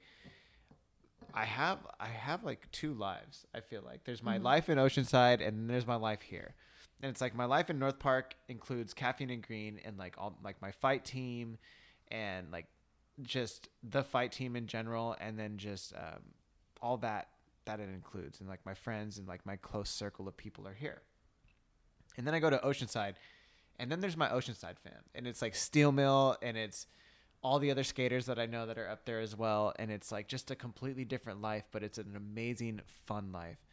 But I sincerely appreciate all of it, and I love every aspect of my life because everybody's succeeding around me, and it's like if I can contribute to you being better, period, like yo, we're winning. Like yo, I take that as a personal win when I see my friends winning, because I feel like when you give a positive energy and it's coming from a loving place, that nothing but good can really happen. In all honesty, that's why I feel like even when I like promote my Instagram story, I like to make it about everybody else, like rather than me, because like I don't want to fucking, just like we were talking about dating profiles, never fucking shoot selfies. I don't want to be a person who shoots fucking selfies of myself. Like, look at how cool I am. But also in general, don't fucking shoot selfies. Dude, yeah. Like on your Instagram. Like, I want to shoot don't my fucking friends. shoot selfies. Yeah. Like, hey, look I'll how cool my add to friends that. are. I'll say this, like, as a adult, I realize that I want to see people do well in their life. And it's also important to me that the people that I surround myself with, we kind of have to morally agree on things, right? I could give a fuck if you break the written law, but like if you fuck around and do certain things, like we're probably not just going to be close friends. So to see my close friends do well means that morally good people are doing well in my book. Yeah. And that fucking feels good. Dude, because whether I'm responsible for it or not. Dude, it's like DJ Khaled, like, we the best. Or like, all I do is win, no matter what. Like, you know, I get so, dude, I be getting like, I be you dancing listen to in DJ my Khaled house. like that? Yo, I fuck with DJ Khaled. Hell yeah. It's so positive. All I do is win, no matter what. Like, you're just like, oh, son. Or like, we're the best. Like, I am a big proponent of positive like feedback, and I can't hate on that, bro. I can't, dude. Yeah, I won't say who it is, but there's this like one of the fighters that we have. Like, I text the homie every day, you're the best, you're gonna win, because you have your like MMA fight coming up. Like, yo, straight up, because you have to fucking, dude, you have to say it every fucking day. Like, I don't care about what you say. You have to say positive things about yourself every single day. And you have to believe it. You have to say it. Like, you have to say it until you fucking believe it. I don't care what anybody else says. Like, you might not believe it and you might not really think it, but you have to say, like, and maybe every day, you're like, I'm the best. You don't feel like you're the best, but you just say it. You say it every day in the morning. You say it every day at night. You say it in the middle of the fucking thing that you're doing you don't want to do. You say, I'm the best. I feel like this guy would be a good dad. Dude, you know what I mean? This guy would like scream affirmations in his kid's face. Dude, no, you just like, you are the most beautiful and smart and talented. And yes. And that's what you're going to do, because you have to fucking believe in yourself. And if you believe that you're the best, even when you're not the best, but you believe you're the best, you're going to fucking become the best. Because hard work beats talent any day. Hell yeah. Any goddamn day of the week. And that's so, like, when I see my friends succeeding, like, yo, that's what's popping, because you're better than the best. You're better than the most, and you're going to be the best regardless. And, like, if I can help you get there, I feel like talent doesn't come with that hard work anyways. that's right? what's popping. You got to be scared, man. You got to fucking go through every emotion. It's like Nipsey Hussle said. Like, he's like, the only difference between me and everybody else is, like, I didn't quit. And he said, like, I went through every emotion. The only difference between me and DJ Khaled is that sometimes I take L's.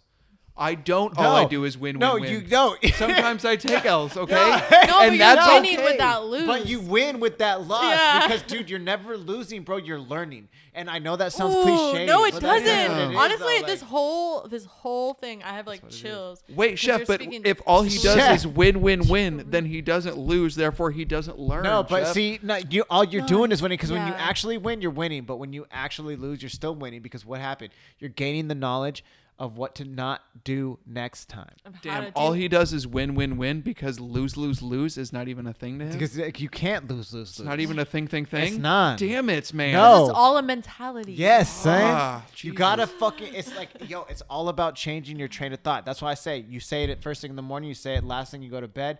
You say it in the middle, dude. There's a moment of discomfort that I love every single day. The most uncomfortable point of my day is when I go to the gym.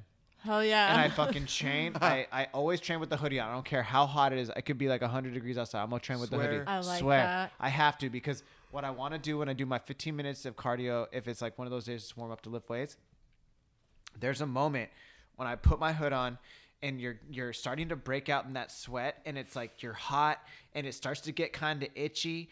And then you're like about to break a sweat and you're not there, and it's just super uncomfortable. Like, you're like, oh, I'd feel better if I just take off my hoodie. Yeah, that's or if usually I when I just take off my hoodie. sweat. For me, I'm like, once I hit that sweating point, it feels good. But see, that's what I'm saying. It's like there's that moment of discomfort, and that's the moment I look forward to the most, because it's like I want to be comfortable in this moment and just be able to ride through it to the point where I'm actually sweating and it doesn't give a fuck about the hoodie no more. I look forward to that moment, because that moment is a win, because you can make it through that, and that's one little challenge for the day. Hell yeah. Like, yo, it's gotta, like, you have to be comfortable being uncomfortable. Period. Hell yeah. And if you can do that, you can make it through most shit. Yeah, you're gonna be scared. Yeah, there's gonna be things that is like, I fucking hate this right now, or something. And then, but then you make it through, and then, maybe it's not as bad. Or maybe it's not as like detrimental as you thought it was going to be. And it's like, oh, okay. It's going to be okay. Hell yeah. That's every day. But like, if I can see my homies succeed with me doing my own thing, like, we're all winning. Everybody's like I said, a rising tide raises all ships. I want to see a San Diego coffee community that is like all of my friends fucking killing it. Like, and it's like, oh, where are we going to go? It's like, I don't give a fuck if you go to my coffee shop or not. Like, if you're in Encinitas, go here. If you're here. Because all of them are my homies and they're all producing fucking dope ass coffee. And if we can be a city that everybody knows that, you know, it's like, hey, if like you're a coffee person, you want to come and talk to some coffee people, come and holla at me. Like, come to the Caffeine and Green. Like I always say, like, come holla. Like, I'm always down. Like, I'll have a conversation with you. But it's also like you get access to people like you. Like, you're fucking so dope, both of you, that I truly think that it's a blessing to know you guys. Like, I want you to know that. I do feel that way, like, feeling strongly mutual about you guys. Like, I do go to your coffee shop because you're there, because Dylan, because I know what you guys have put in, and I see the work that you guys do at the roastery. And the same thing with you and like Joey and like Brand Dog. And it's like, I feel very blessed that like now it's like extending in that network. Like, you guys know Brandon and like all these other things that are extending. And I have learned, actually, I know other people that know Brandon. Dude, that's what I'm saying.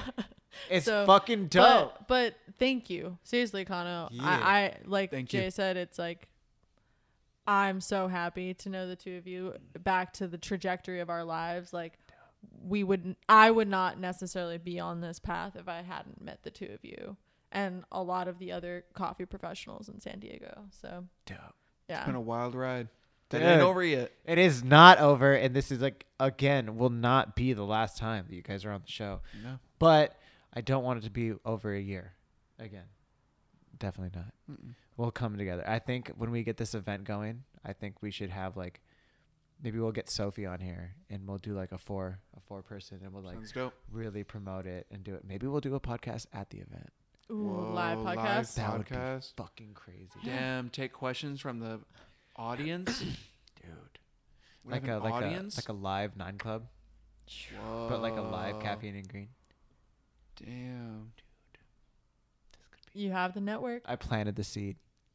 Seeds are planted on this podcast. Seeds have been planted. Shit's about to flourish. Okay. If you water it. Oh, so, dude. Oh yeah. It's a reflection of your affection, homie. It's a reflection of your affection, dog. And that's where we're gonna end it. Right there. It's a reflection of your affection. Yeah, homie. It all comes full circle because literally we're like, it's just kind of coming back. Yeah. Guys, thank you so much for coming on the podcast. Thank you for having us. Dude. This has been a blast. For sure. Dude. In the future, very, very soon, we will fucking be getting something. Just be ready, guys. Just be ready. We're going to do something tight. Yes. All right. Peace. Yes. Thank you so much, Jay. Thank you so much, Siri. Always a pleasure every time you guys come on. And guys, please stay tuned. We have some exciting things down the pipe. And I cannot wait to share it with y'all. And guys, I just want to say thank you so much to all of the people around the world who continue to support Caffeine and Green every single week, and to all the people who continue to buy all the coffee. Yo, I see you. I love you. Thank you guys so much. And if you guys haven't already, hit that subscribe button. Stream it wherever. Spotify, YouTube, Apple Podcasts, whatever. And then if you guys need a coffee, holla at your boy at caffeineandgreenroasting.com today. And guys, thank you again last time, and I will see you guys next week. Peace.